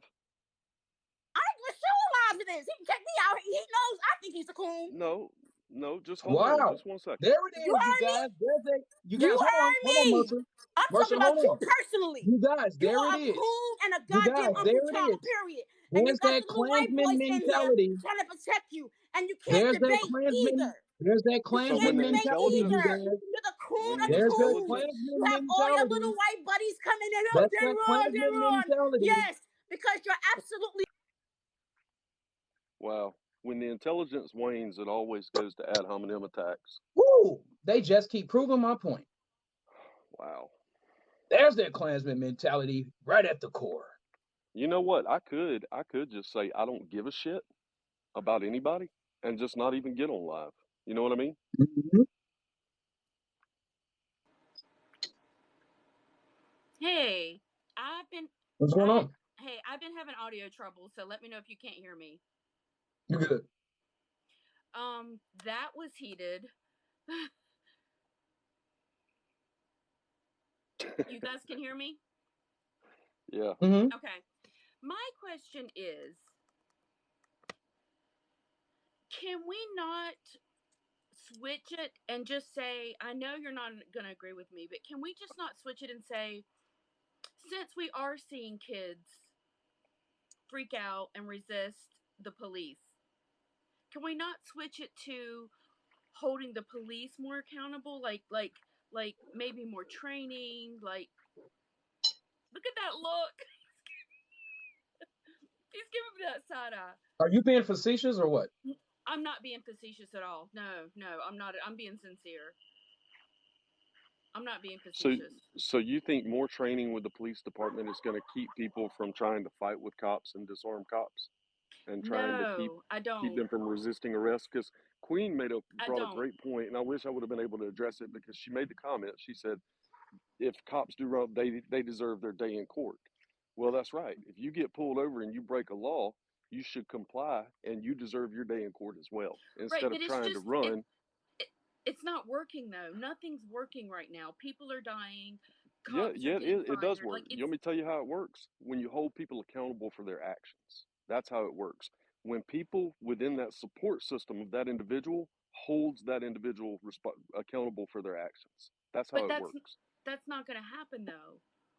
Well, that's what needs to happen. That's what we're saying. That's the But problem. what if it's an individual that has no one in their life and no one's going to hold them accountable? Can we just tell the truth here? Can we just tell the truth here? Oh Okay. Lord. If the police get to you, you already had a problem before the police.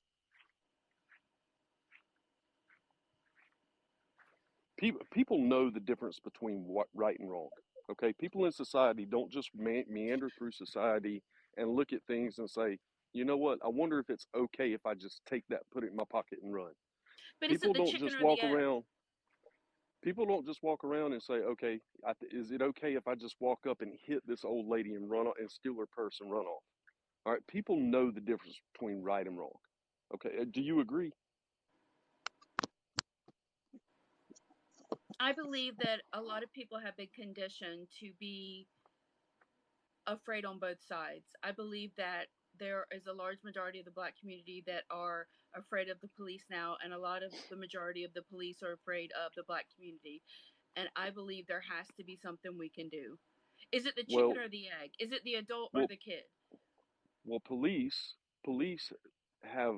I mean, if you look at the statistics, okay, a police officer is 16 times more likely to be assaulted by a black man than a white perpetrator.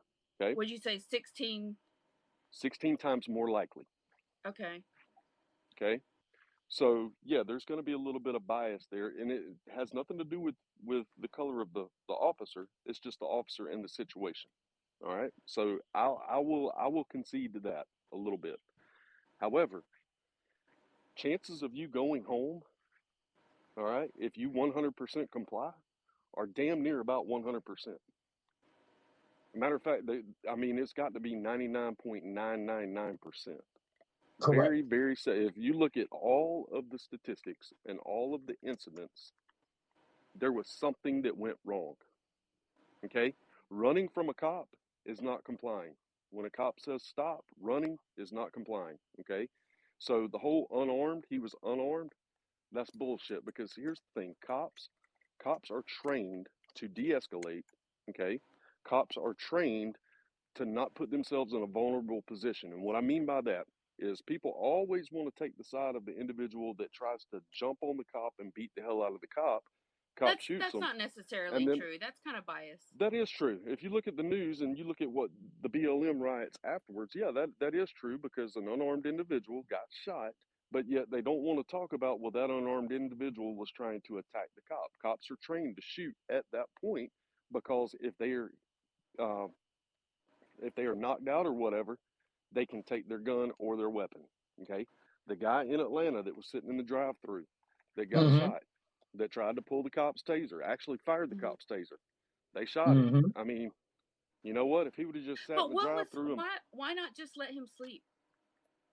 he's sitting in the middle of a damn drive-through, really, and he was drunk. Yeah. Well, I I mean, misread that article then. I misread that I mean, article because you I can't did just read break about the him. law.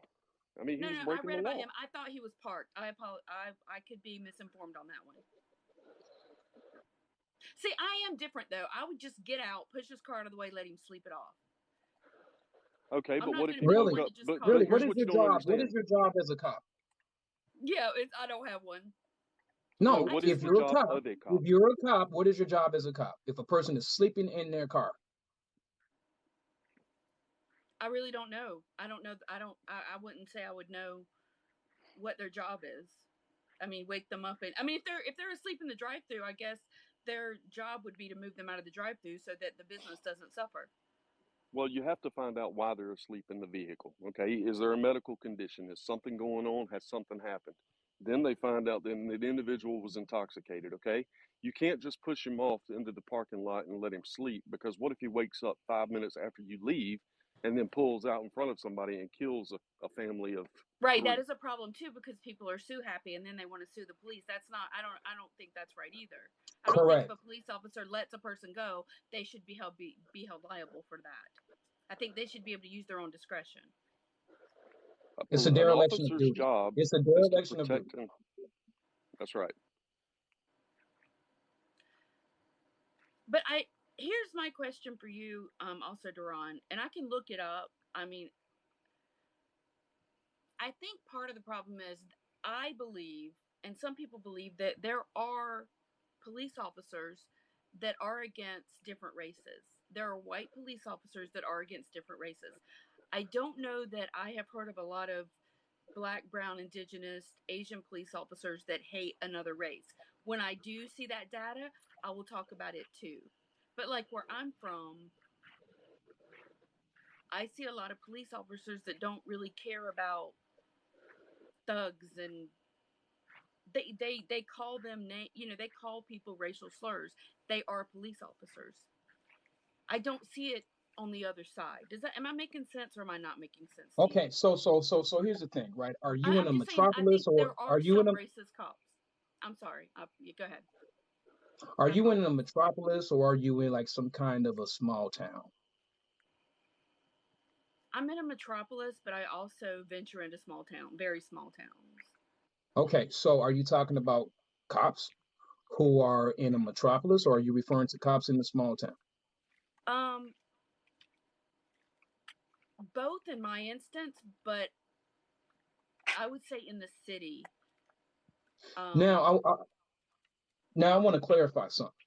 Mm-hmm. What Mercer and I, one thing that we're not saying, one thing that we're not going to sit up here and espouse is that there are not racist cops. Okay, that was my Okay. question. Okay. Fact is this: is that is regardless of this, racist or not, you comply, you have your day in court, you're still alive, racist or not. The worst thing to do if you think cops are racist is to be combative. If you truly feared cops, you wouldn't be combative with a cop. If you truly feared them, you wouldn't cuss at them and try to fight them and take their gun and take their taser, spit in their face, and basically cut them down if you feared cops. Everything about these talking points are fallacious, and they're shattered with the slightest perusal as nothing but just speculative, senseless conjecture. The facts are the facts. If you weren't combative, you're going to go home. Most of the people who are completely compliant, guess what? Well, no, actually, I'm sorry. NJM, almost 100% of them, when they're compliant, they go home. I still think it's the chicken or the egg. I still think I think we should hold police officers and people that are service into our communities. We should hold them at a higher standard than a kid in a. I got lucky. My kid ran from the police. He had a Mustang GT, tinted windows, ran from the police like an idiot. When the cops took him out of that car, they were so mad. They were like, really? So I got lucky. But I still expect those police officers to act professional with my son.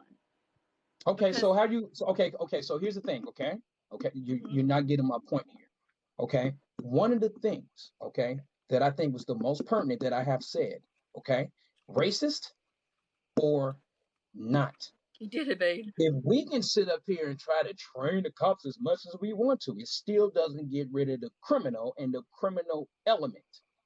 So, if you want to live, I don't care what kind of demeanor. I don't care what kind of disposition that this cop may have. Okay? If you are compliant, you will go home. So I need to know, okay? Even if you take the most, hold on. Wonder. Even if you take the most outstanding cop, he has the most awards, and he's one of the most decorated officers and all that kind of crap, okay? And let's just say he's a racist. Okay. He gets his minority, right? He's just like, yeah, I can't wait to arrest this man. Even though cops have to wear a body cam, even though it is procedure that you turn on your body cam so you can record each and every interaction that you have. Even if that cop is racist and that person that he has poured over becomes non-compliant to the point where the cop is justified to use lethal force, him being racist or not, doesn't even matter. The very fact Oh, that I you became disagree. We'll compliant, just I mean, we'll hold have on. to The disagree. very fact that you became non-compliant and a combative, he has every right that has been given to him. Okay, But my from son the was not. people, My son was for not the compliant. Constitution. You're not listening to what you're not I grasping what I'm am. saying here. Okay, I Okay, apologize.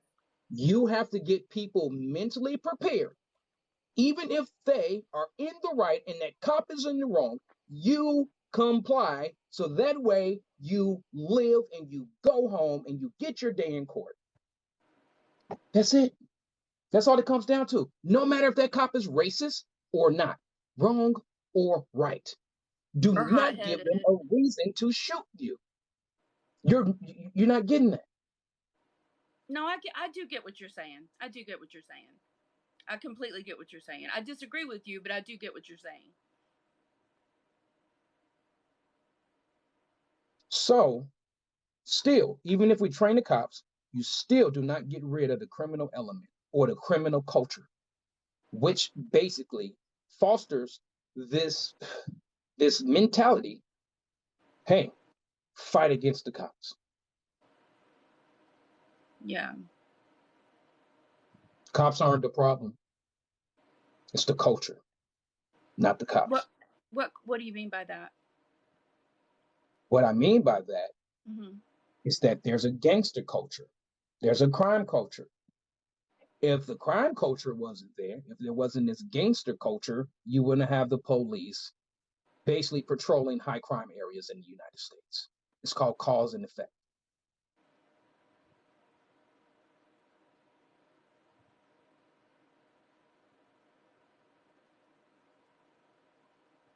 That goes into a whole nother.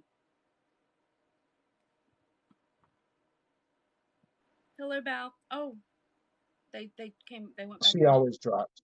She always drops. But my son did not comply, so it's the only thing can you? Hey, real quick, Oh real quick, real Lord, quick, I am not real playing. quick. No, I'm not. It's cool. I'm not gonna say anything. I have one thing I want to say, and then I'm gonna give up my spot for the police. One thing that I want to say is what I tell everybody. There's a reason why they're trying to divide us. There's a reason why there are statistics that go against the narratives that are being fed down. I wanted to get in with to have an opportunity to talk to that young girl that was in here saying that the country is a corporation. I 100% agree with her, but what a lot of people are missing is they're acquiescing and catering to the very narrative that is being handled down by the exact corporation that they claim to be against. And that's the main thing. You have to realize there's a reason why they're doing this to us, because we're close. We're so close because everybody knows that the game is rigged. Everybody knows that the board is tipped. Stop fighting with each other. Stop fighting with your neighbor. I don't care if he's a cop. I don't care if he's a gangster. I don't care if he's dealing drugs. Stop fighting with your neighbor at the moment. Let's focus on getting our country back, and let's stop fighting with each other, because that's how they're gonna fucking sit here and throw the whole ship down. Please let Rob in. He's a cop. I'm gonna kindly give up my spot for him. He's been waiting for a good amount of time. I think he'd be perfect to be in this conversation. I don't have a place to talk. I appreciate that. You're a genuine chocolate face. I appreciate that. And I can give up my space too. I can give up my space too. No. You're fine. You're fine. You're fine. You don't have to. He is right though. It's the corrupt politicians that we keep voting in also are a problem on both sides. We got to get money out of politics. Hello there, Rob. I'm gonna turn on my camera real quick, just to... Rob, I'm gonna let you take this away. Oh, this is all you, my friend. Oh no! I know. Don't worry. I mean, I'm not here to fight. I can't turn on the camera. No. Come on, man, Rob. Every live, dude, you always not here to. Man, we know that. All right? Goodness gracious. Yeah. No, I just want to. So what I wanted to say is, I get what they're trying to say is when there is, like they're saying, there's a big agenda right now in this country. There are people with money and high top. They're trying to get us to fight each other. That's very true. And I also would tell you, I do work around St. Louis. I ain't gonna give the specifics because but I do work in the worstest place near St. Louis, and I can't say that all the guys that or girls or whatever that that are always in trouble. A lot of them actually don't I wouldn't say they don't, a lot of them don't hate the cops. Right. You know, they got other reasons why they're criminals and all that stuff, why they Mhm. do it. But also, I think what people are not understanding is when it comes to police officers, you have to have a. We do get trained. I can tell you right now, I get trained every 3 months on use of force, de-escalation, how to talk to somebody. I go to mental health classes. I deal with mental health people. I mean, it's a constant training, and I have to be on it constantly. I gotta go qualify on my weapon every 3 months because if I don't, I can't go work the road. I have to be Mm. qualified on it because if I were to shoot somebody, let's say, um, and I haven't shot my weapon or qualified on it, I either go to jail and probably permanently. You know, I probably get charged for murder because I wasn't qualified on my weapon. I mean, that's how crazy it is. We're as a police officer, you are constantly being looked at what you're doing, what you're qualified on, and you got to keep Mm-hmm. your certifications up to par. Also, we got hostage negotiators. Those are our, you know, for each department. So whenever we do deal with somebody that's, let's say they're a barricade or something, we have to call somebody out there. If they ain't shooting people, we got to call somebody out there that's qualified to talk to that person. I think a lot of people get the sense because of, you know, there's an agenda that all cops are out here to just shoot people for no reason. But again, now when I we're don't talking think about St. Louis, yeah, I know what you're saying. I mean, I'm just trying I to. think it's more. I think it's more like in my city and the things that I've seen. The two cops that got fired in my state. Um, why didn't their fellow cops turn them in before they got busted on audio? Oh, yeah, I don't know where the. Like Oh, if I you're think I know what you're talking about. if your fellow cop does something and says, "Yeah, we're gonna," and it's on audio, you're all hearing it. You're with them. Then Hmm. why? That is what we need. We need other officers, the good cops. We need them to be So like, no, turn them in and have them face whatever right. they face. So that does happen actually a lot. The Okay. media is only showing you those one instances where a police officer does not report their partner out. Okay. It's constant. Like I mean, constantly. You do have to. I mean, like I said, the cameras we have to. Or, as a matter of fact, the cameras from my department, they have a sensory which anytime I do deal with somebody, it comes on automatically. I can't even turn it off. I can't even. You know, it just comes on automatically, and I'm okay with that. You know, because I'd rather have someone know what I'm doing on my job. So if I do end up Well, doing something, Hey Rob, that's what hey Rob, that. just yeah, for just basically, I just want to know it goes back 3 minutes, correct? right, correct. That is Okay. right. Yeah. And I know you guys don't like protesters, but that's what happened in my state. We were just walking down the street. We had a permit, and they got the cops on audio saying, as soon as they come through, we're gonna kettle them, and then we're gonna just.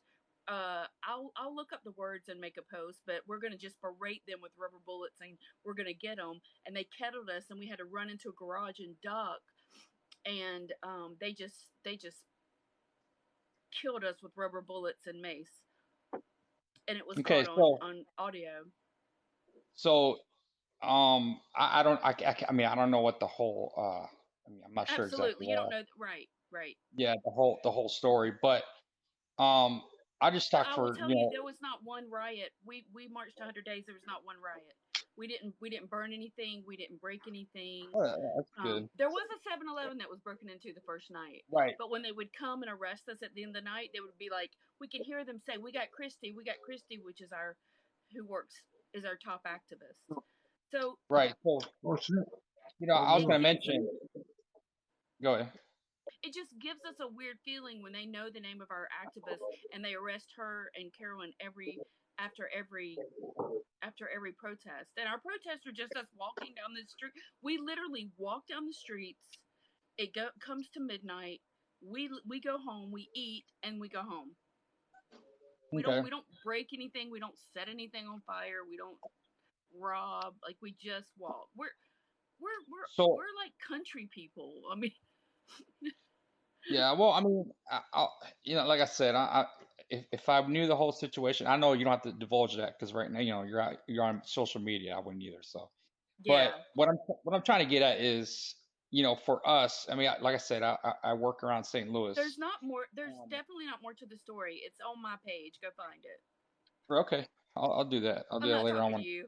They're like, I bet Oh, there's more. There's not. I'm telling you, we're just some country people walking down the streets. We're not that important. but I was gonna say, for when it comes to, I mean, like you're saying, riots. St. Louis, I can tell you right now, a lot of the a lot of our departments were pretty much not allowed to do much. We had a lot of stores that were burnt down.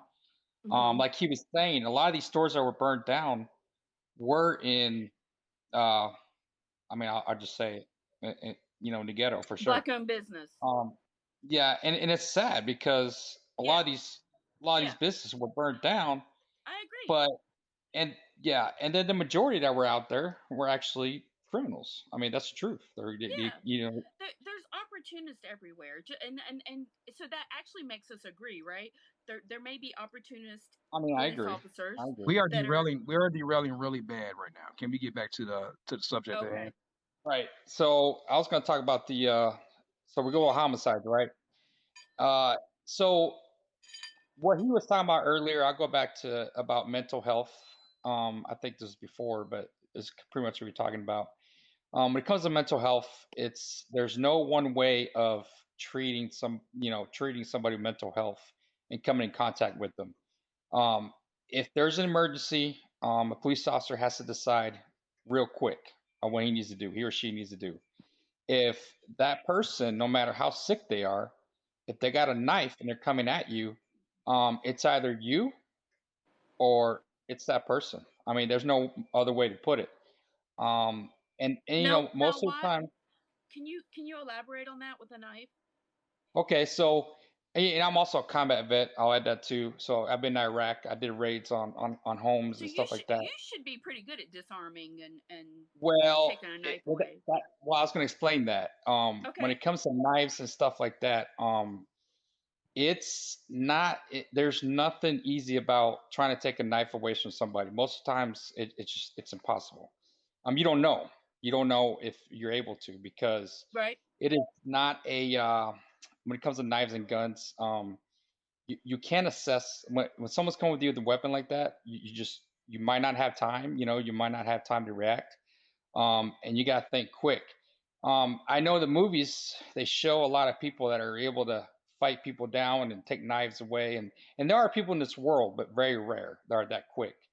Um, So you I believe mean, lethal force should be used if they have if they're coming at you with a if they're knife, coming yes, at you with a knife. Okay. yes, because most of the times, now if they're 4 feet away from you, they're coming at you with a knife, you're already too late as it is. I don't And want to go into a detail. taser wouldn't work at that point. You So that's what I'm getting at. So the taser, right? You can, but it's rare to use a taser because you ain't got enough time to employ the taser at this point. That's the Okay. problem. I mean, when you hear these cases, they're not going to tell you the whole situation. Correct. You can spray them, but 80% of the time, and I'm sure other cops can relate to what's going on here. 80% of the time, you spray somebody, they're still coming at you because if they have that will, if they have Mhm. that will to hurt you, that taser or that spray might not even stop them. So that's that is why it happens. Now I can tell you right now, I've seen plenty of police officers um, stop somebody with a gun or a knife, Mhm. but Without lethal force. Yeah. yeah, and then some of them have got shot, some killed, some hurt, and then I've been to somebody got shot with a gun. They probably should have done more than just walk up with them, but again, they made that decision. um but it's not easy to deal with the person on that situation. And then also the other thing is, if you're not compliant, that's the other issue. And when they say not compliant, that is somebody that is literally um, coming at you, or um, you tell them, hey, get back in your car, and they start running at you. I mean, that's not somebody like that is obviously, like you said earlier, you're obviously not scared of cops. They're okay with getting with the cops. That's what they do. Some of them have a record on them. What if Some they of them. what if they run away from you? Should you just let them I can go? tell you, I can tell you right now, if they're running away from you and they have not shot at you, or if they don't have a weapon on them. Now here's the other thing. If he has a shotgun and he's already pointed at you, or he attempts to hurt, or he's already hurt someone else, you have that duty to take that person down, because you know very well that person is going to hurt someone else. They've already hurt somebody. So they've already used deadly force. It's the same thing with SA. If they hurt another Right. female and they attempt to hurt somebody, guess what? You already have a right to take that person down, whatever tools mean, because they committed a felon and hurt somebody else on it. Because your job is to protect other people, civilians, So that's that. I don't think everybody gets the whole. I don't think everybody's educated on it, and people are being blinded because they're being told pretty much all these cases, no matter how they go down, the cop is racist. Mhm. And I don't believe that. I just know well, that, you might not, but there's a I've big. Go ahead. I've done a lot of research of police officers that have actually said racist things, and if you're, I can understand a young man that if he thinks that police officer or that company, that police company, that they're racist and don't like black kids or black people, I can see why he would maybe not comply. Okay. He believes that's So a I'm death gonna sentence. I'm gonna add something else. So I grew up in Panama I'm all the way part of the to problem. so I was a teenager, right? I'm from Well, like yeah, I was gonna explain. I was a teen, and I grew up in a very poor area. I'll put it that way. And I'll tell you what, a lot of us didn't like cops, but when cops came Wait, around, say that one more time. a lot of us didn't like cops. Back then, I was poor. I was impoverished. I live in third world country, and to be honest with you, and a cop told me to do something, I would listen because I didn't want to. I mean, honestly, was I kind of worried? Yeah, because again, if I was doing something wrong, obviously I didn't want to get in the hustle with that person. So I would listen to that police officer. You know what I'm saying? So the thing is, if they just comply, I mean, you could be mad at a cop.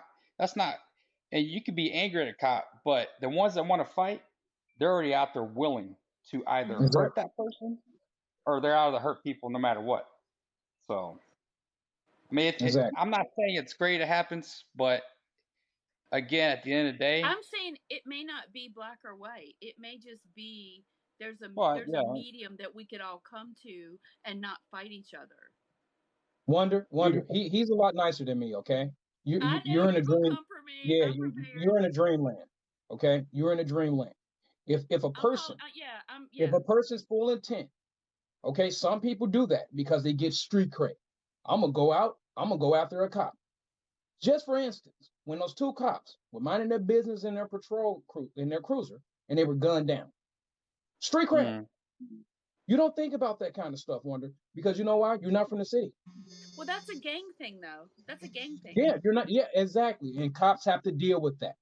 Cops have to deal with that every day. Yeah, I mean, Okay, so you no Wonder. So you keep no Wonder. They deal with that every day. Even a simple traffic stop can turn deadly if that person is non-compliant. A cop has less than a second to react if a person raises a firearm. I'm sorry, you are in La La Land. But Wonder, I'm gonna cycle you out. I'm gonna bring in the next guest, Rob. If you can stay there, that'd be great. Okay. Well, thanks for listening. no problem.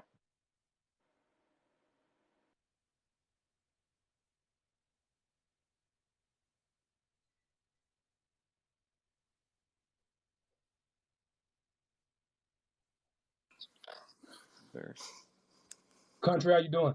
I'm doing great. How y'all doing? Pretty good. Pretty good. Pretty good. I've been listening to the whole live thing talking about, I guess spread hugs or whatever. But I'm law enforcement also. I've been doing it for pretty much 30 years. I'm also an instructor. Yeah. I'm a SWAT medic. I teach hand-to-hand combat, defensive tactics. I'm one of the lead instructors for our in-service training. I also teach for mental health issues. Okay. A lot of people don't understand. Like we have a 6 foot rule. And the way I like to explain it to people is like, oh, can't you spray them? Can't you tase them? Have you ever had a stick in your hand and you've been attacked by a bunch of bees? Right. You close your eyes, you duck your head, and you start swinging. You're still a threat. I mean, that's just how it is, you know. I have a son that has autism, and he displays every physical trait of a subject or suspect that has fight or flight. You grab him, he wants you to fight back. But we have training to stop that. But in that same aspect, as sorry as it may be, if he has a machete and he's going crazy in a group of people, if we can get him and we can tase him, we'll tase him. If we can spray him, which doesn't always work, we'll spray him. But it gets to the point where he's charging somebody with a machete and we don't have those options. We have to save the crowd. And like I said, I'm saying it as a father that has an autistic child that unfortunately someday, I hope to God he never, gets on one of his ticks. But it is what it is, you know? So you guys, let me, if you guys don't mind, I'm gonna put you guys in the spotlight, okay? Okay. All right. Because with this case in Grand Rapids, okay, I see it as 100% justifiable. I believe that cop did everything in his best ability, okay, to subdue the perpetrator. It was a game changer once that perpetrator basically got that taser in his hand, and I believe that cop had every right to basically neutralize the threat.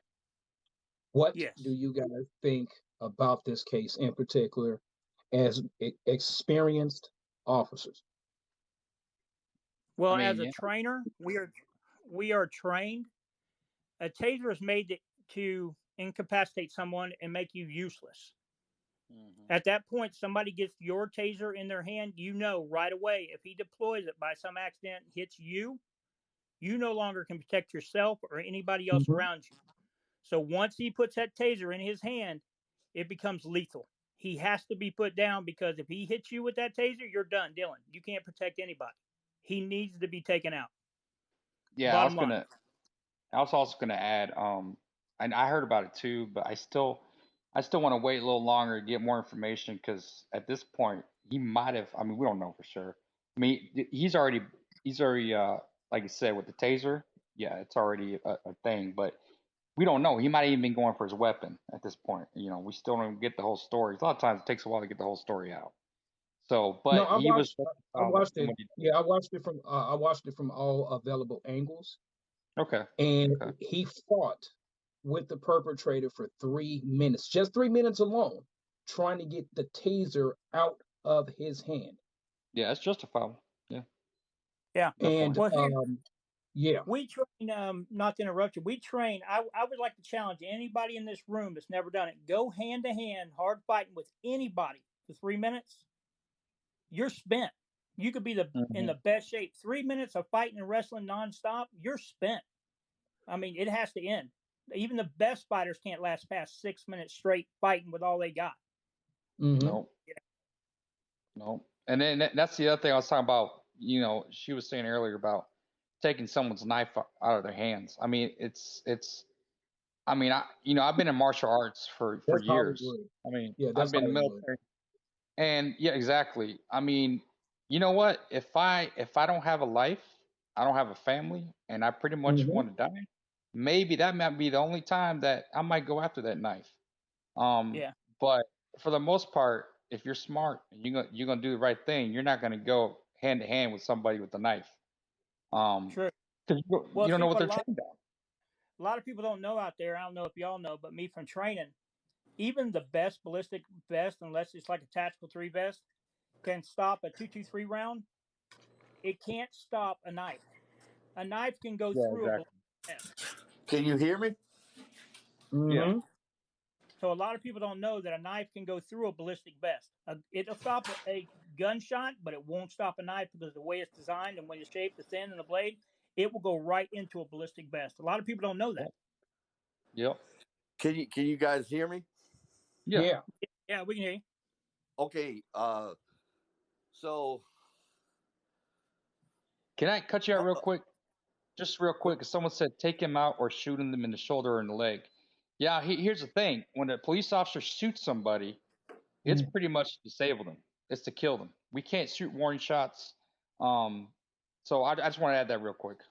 Go ahead, sir. I'm sorry. So, a host, what's your name again? Eron.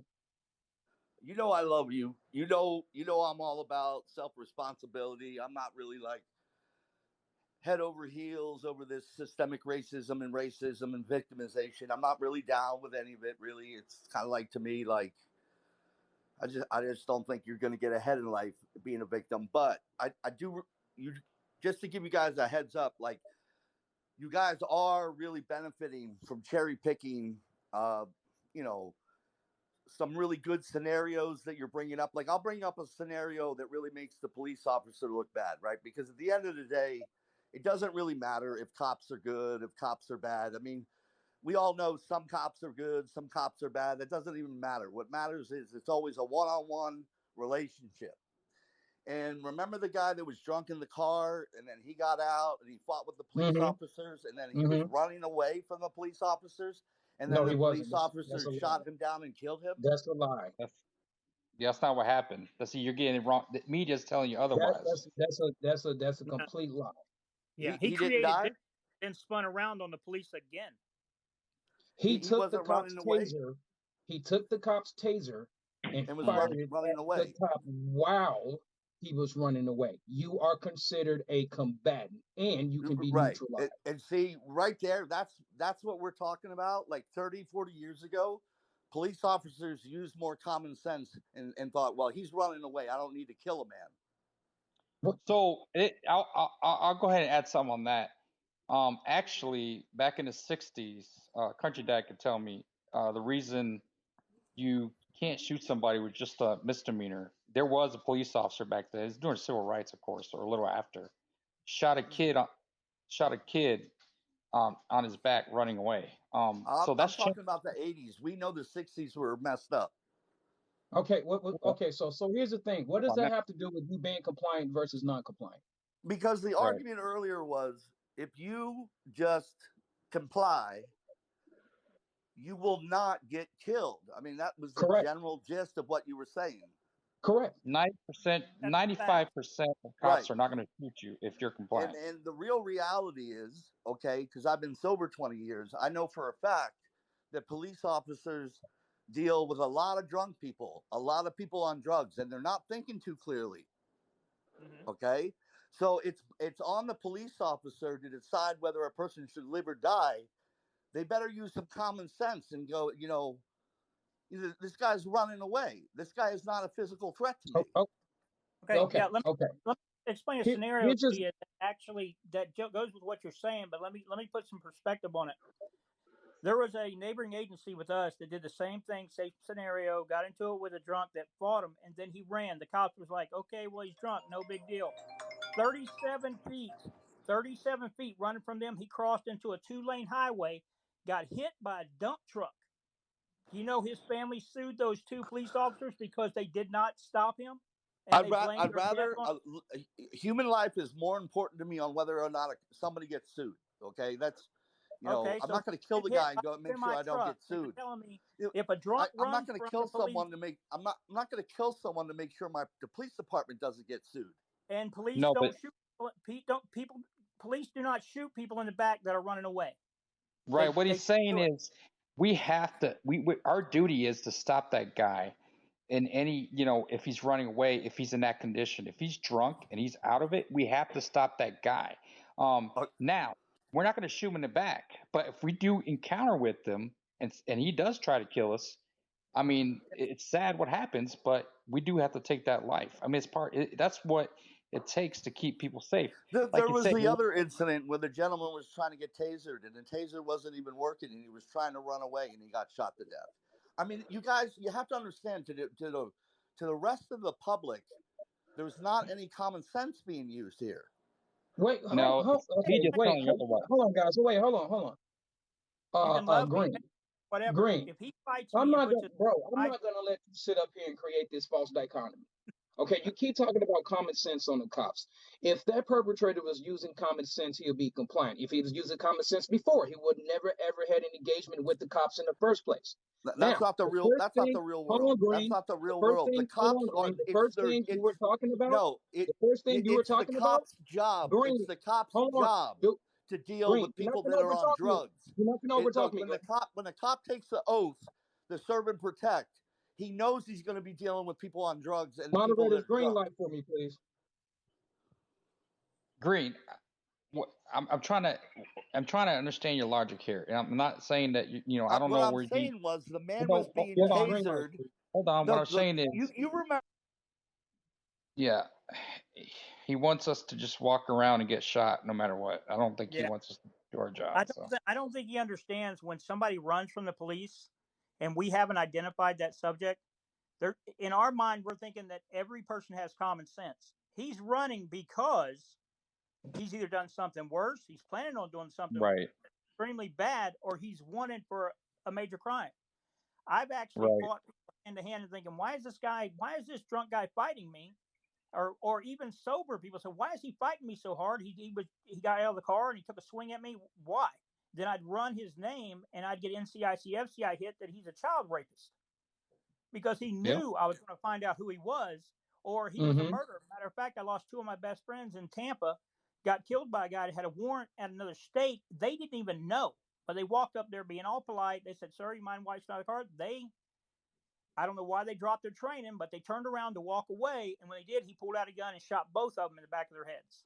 It was Jeffrey Cocab and Curtis. And you know what trips me out? A lot of people that have that stance, like that guy who just booted out of the room, their stance changes when a cop actually shows up and saves that person's life with lethal force. Then they go, oh, thank you, officer. Right. Yes. Yes. Right. But like about the guy running and like Rob was saying just a minute ago, when we try to stop them when they're running from us, it ain't to take them in. It's for their own protection. Like I said, that experience I had from neighbor agency, the guy ran right out in front of a Mack truck and got splattered. If the cops could have stopped him, or if those officers would have said, you know what, don't worry about him, he's just drunk, like they did, he would be here today. If they'd have tackled him or whatever, but they were like, you know what, it ain't worth dealing with fighting with this guy. He's just a drunk, no big deal. He ran right out in front of a Mack truck. That's why we stopped. And the gentleman, like you're talking with the taser, he created distance, grabbed the spun back around on the cops. He wasn't running to get away. There's a fight or flight syndrome, and he definitely wasn't taking the flight part of it. So, yeah, like you said before, people like cops are bad. Look, we don't go, and anybody that knows a cop, we want a Q word. I'll say it. I'm not working tonight. We want a quiet night. We don't want no problem. Exactly. No, you said the unholy word there, brother. Guess what? Yeah, it's not. We're not out there. We're not out there looking. I mean, we'd rather it be calm, nothing going on. Rather than have them complain like they do. I seen two cops in the back of Walmart, 56, we call it 56, and parked side by side talking for hours. Why ain't they protecting the city? We want to do that all night long. Just talk and not do nothing. But the fact of the matter is, my officers respond to over 200 calls a night per officer. I mean, that's 12 hours, 200 calls. We only got a few minutes, and if we make arrests or whatever, and not to mention, if we happen to shoot, not even say shoot, tase somebody, they're down for 3 or 4 hours with use of force, matrix paperwork, defensive action reports. I'm down for half the night writing, taking photos, pictures, interviews. I mean, nobody wants that much paperwork because that goes all the way up the chain. I'm a sergeant, and I'll be tied down all night long over one little tasing. Yeah, I was going to say that the other thing I see going on also, especially now, is a lot of departments, metro areas, like I said, St. Louis is one of them. Police officers, we need more police officers for sure. And there's a lot of, I'll put it this way, it's very disorganized, not because cops don't want to do their job. We just don't have enough cops to do their jobs. Yep. And you're pretty much only having to answer when there's actually a murder or shooting going on. Besides that, it's going to take hours before we can get at anybody. So it's sad, but the local politicians are the ones doing that. They're the ones ruining the city. Yep. Bingo. Very true.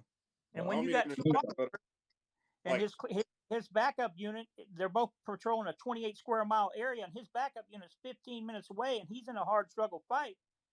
I mean, you got to do what you got to do to survive until your backup shows up. Mm-hmm. You know, and people don't understand that.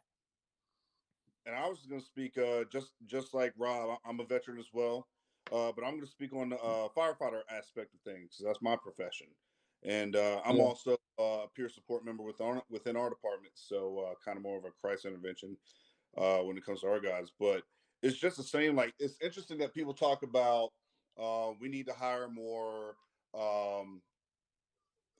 counselors, more for mental health, stuff like that. We need more brain fart here. Help me out here, guys.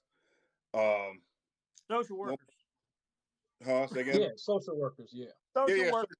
Social workers. So, anyways, I mean, we're out here, we're running these calls, and it's no differently when it comes down to it, when we respond to a call, like in a case where it requires someone that has a mental health issues. These guys are there. That's what y'all don't understand. These guys are there when we come, and they got to make sure the scene is cold before we show up. And I think that's where, like, some people don't understand is that, these guys are trained to de-escalate the situation when it comes down to it. Because I'm gonna tell you this right now, in my department, in my metropolitan area, we do have social services. We do have a Department of Human Health and Services that we've taken these patients to. And, they say they want to go, whether they're drunk or they can't get their life, back together or whatever the case, or they are mental health, they have mental health issues. They say they want to go. And next thing you know, we send them to the program, and guess what? They don't make it through the program. And then guess what? We're running the call, seeing them again. Right. And like my last call this morning was at 3:00 this morning. And it was nonstop yesterday for me. So just like these guys, it's the same thing. And the cops hang out at our firehouse. We tell them, y'all, hey, if y'all need to, y'all come hang out at our firehouse. We want y'all to think our firehouse is y'all's sanctuary because of just the crap that these guys got to deal with on a daily basis. So that's what we do to take care of them. We invite them to come have dinner with us. You guys do it too, because all the criminals know when we got something about to hook them up, the first thing they say is, my chest hurts. And they know we can't take them, and you got to take them. So we got to hang out with y'all until they get cleared by medical. But they already know. And these guys are sitting at the hospital playing babysitting for that person to say, "Oh, my chest," and then we got to take them. They're sitting there for hours. The thing is you guys. The thing is this, you guys. Cops are bearing the brunt of bad policies that are passed by not cops. Our cops can't even like they're talking about pursuing a suspect. Our cops in my department can't even do that. If they run, they got to let them go. I believe it. We can't do it unless it's a violent felon that at the immediate time that the chase starts, that they are endangering the life and liberty of anybody in the city.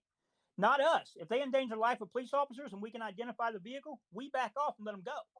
Yep. Because our life isn't as important as our citizens in the city. And my agency looks at it that way, unfortunately. Unless they shoot us, they're free. Because we can't chase them, because if they get in a crash or kill an innocent bystander or whatever, it's on us. Yeah, that's. Hey, Rob. Yeah. Hey, Rob, you mind if I cycle you for the next? Oh yeah, guest? I'm good, man. I'll stick around. Thanks, man. Hey, Rob, keep doing anything, bro. Stay safe, man. All right, man. You too. Thanks. And I want to tap back on Miss Wonder Woman there. Where she thing that kind of got me when she said about the protesting that y'all don't like us protesting.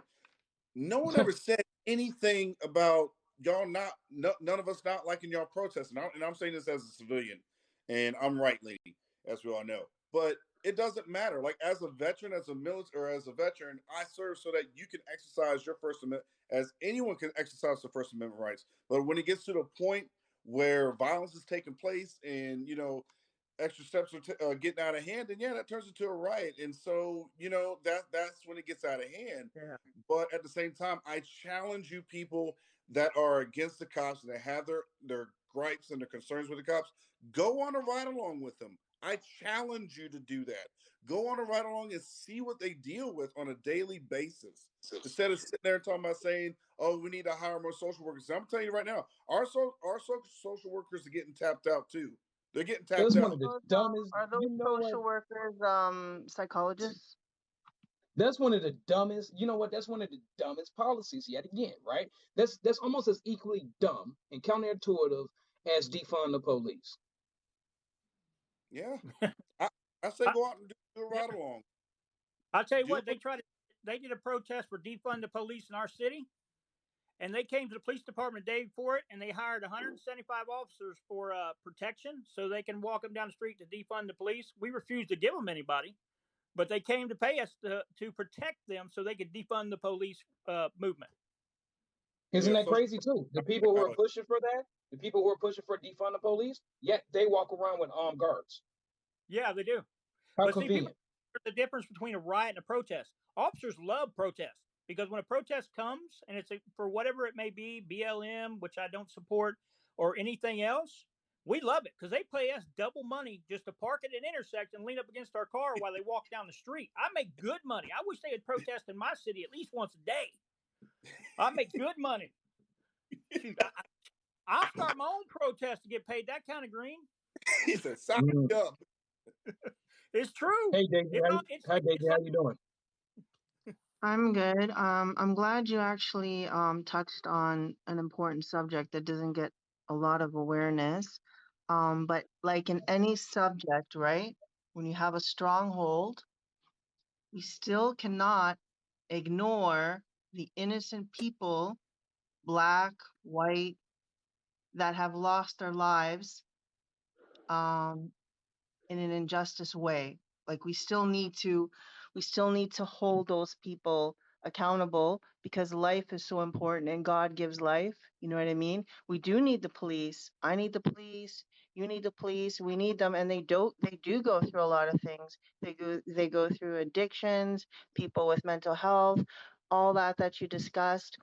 But we still can't close the door on those individual cases that have lost their lives to injustice. We still, because there's still going to be bad cops out there. There's an underground system. We can't ignore that. You know what I mean? Well, So you're always going to have bad apples no matter what organization you have. I don't mean to interrupt. I'm sorry, but just saying, you're always going to have bad apples no matter what organization that there is. There's always going to be bad apples. But we still have to also keep that intact. We can't just hide it. You know what I mean? We just can't hide it. Daisy, could you be a little more concise? I'm lost. What injustices are Well, there's you no insinuating? lost, and you shouldn't use that phrase of the society. Be more original and say, can you please be more specific? When you say you're lost, it's very unpolite. It's not polite to do that. So Wait, what did you say? there's a lot. You're lost because you're a police officer, and you have to say that. But what I'm saying is that people have died. People have died. Daisy, Yeah. Clarification. I'm asking you. Okay, I'm not a police officer. Okay, first of all. Yeah. Now I'm asking you. When you said injustice, what are you referring to? I'm referring to my own. First of all, my own. Your own situation. My own situation that happened to me. Such as when I was in my first group home and I was having a standoff on the roof because I was placed with 5 boys in the group home and the staff member didn't want to lock my door. They called the police on me and the police were not listening to what I had to say and they brought me back to the group home. Then I had to run away and the police brought me back. Then I was placed in a Young Offenders Act, 1 month and a half in the Young Offenders Act. I was taken from my bed around the back of the house up the long steel stairs and shoved into the meat freezer. Now, the police didn't shove me in the meat freezer, but what I'm saying is that if that police officer would have heard my case and heard what was happening, maybe he would have done something at that moment, The second thing is, and that destroyed my life after that. The next is Floyd. Wait, hold on, Daisy. Hold on, Daisy. Okay. So you're taking your isolated incident that has everything to do with you, and you're just gonna millions of others. And so hold on, and you're painting The Police Federation. What do you think the What's police that, brother? are? They're human beings too. Hello. They're human beings too. You can't close the book completely. There has people that have died under the gun. Do you understand? Innocent people have died. You cannot close the book completely. It's good that Okay, you make so awareness. Yeah, it's good that without you you make being awareness. anecdotal, and you're talking about these injustices and these people who are dying under the gun, what is the overall common thing with these people who are dying under the gun from the police? Hold on a second. The police officers themselves have made underground documentaries about this. This isn't today's news. This is old stuff, okay? These are human beings, you know? People are going to be under stress. They're going to make mistakes. You can't close the book on that. Not now, not ever. That's just the way life is. You know what I mean? People are going to lose their lives. Okay? Just because someone reacts a certain way, I'm not saying that the police can't do their protocols, but what I'm saying is that we have to give more support to, you know, these other people that, you know, if they're running away or they're acting a certain way, I don't Also, think that gives a reason for them to lose their life. I don't care if they're drug addicts. I don't care if they're even criminals, because you know what? Every person deserves a chance in this life. Okay, every person deserves a chance, and society in the United States and Canada have been put like that, like a setup, so everyone can just get involved in all kinds of stuff. Most people are good people. You know what I mean? And they got into the mess because maybe a broken home or something. We can't give up on people. That's what I'm trying to say. And people can always be I can't say that word. Rehabilitated. Yeah, rehabilitate. we can take them to jail. They have a different life. Switzerland has a, you know, the low crime rate, not a lot of people in jail. They want people in jail. They want to fill up the jails. You know what I mean? That's just what it is. But we have to try. The motto has to be not to kill people. That's it. Not to kill them. Let me You upset can't. you, Dave. That's I'm not gonna a make you. I'm sorry. I don't believe with in that. killing somebody because Yeah. he robbed someone. You know what I mean? I don't believe in that. That's just So you horrible. really think He robbed. about killing You don't someone know just him. You run? don't know what he's gone through. He's gonna die because he robbed a store. Come on. Like He's gonna die. honestly. So you think Listen, He Daisy. has a life. He has a chance. He's still loved by God. You can love Daisy. all you want, but God still Daisy, cares let me about him, and he can change. relax. And he can change. Why are you people so damn dramatic when you are emotional? trying to talk Passionate. about a Nothing to do with that. scenario? I'm passionate, and I will not change for nobody. You know, this It is how I is am, and I But love Daisy, it. you ever been distracted? Daisy, you ever been distracted? This is life. This is life. Do you know the meaning of life? This is life. This is I hear people meaning. tell me about Other life. than this life? What? Can you What? answer me a Elaborate. question? Have you ever Like, been Baker acted? like Have I you ever just, been I, Baker acted? I just Sorry? talked about how we have these patients that we run that need mental help, like you talk You're about, in a and they whole want to live different life. avenue. Hold You're on, hold on. We separate heard you talk, single Daisy. We institution heard you in some talk. corner, and you're gonna apply this We to heard the you whole talk. system. Come on, We man. Like heard you talk. seriously. Green light. Come on. Honestly. You got Daisy, we heard you talk. Bye. some Bye. independent place near Walmart, and what are you saying? Come on. We're having a conversation here. I'm not seeing No, we're you're not, because so you're an over idiot that wants to jump off a over roof talking to and us, which get is upset incredibly rude. because they put her in a what I believe a Baker Act situation, because that's what I would have done, or the fire department would have came out there and we would have Baker acted. When you threw a fit and stood on the roof and was talking crazy, you would have been Baker acted, because that's the point. You need a social worker or some mental health. That's when we would have just made sure the scene was clear and we'd called the fire department. I'm not laughing at you, country. I'm you know what? Sometimes I am just completely discombobulated because there's this common underlying theme with these people who get so dramatic, so emotional. All critical thinking skills go out of the window. No disrespect. I was lost. I didn't know what she was talking about. Yeah, and it's this appeal to this utopian society. Yeah. I'll get out her jumping off a roof and staying with 5 guys, being a kid, and brought it to back stairs and locked in a freezer. I mean, I couldn't. I didn't know what she was talking about. I mean, I don't want to laugh. Oh my God. Oh, I mean, the only thing wow. I took out of it, somehow it was an officer's fault that she got locked in a freezer. And I couldn't put, I got step 1 and 9. I just Stop couldn't laughing. get. Hey, that's not funny. That's not funny. No, it's not. It's not funny, but I'm like, dude, I don't know how much of that is made up, but when Right. she said that she was standing on the roof, protesting. come on, man. Come on. I'm not even the cop. I probably would have tased her and bear maced her. You know, I mean, what the hell you doing on the roof? Goodness gracious. If that's not flipping behavior, you tell me what is. I would have picked up my radio and said, the scene is clear. Please send in, rescue 1. She's here on the roof waiting on you.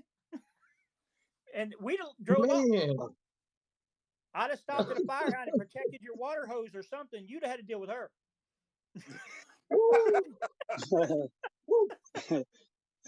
Hey, country. Right, hey, country that was funny. That was funny. Country, I'm gonna follow you. But hey, thanks, man. Can you get back in rotation for me, or you can stay in the room? I'm gonna bring in the next guest. And thank you for your service too, man. Yes, sir. I appreciate it. Thank you guys for your aid. I appreciate it. I'm already following you, man. I've been in a couple lives with you and Christian, and matter of fact, with all y'all.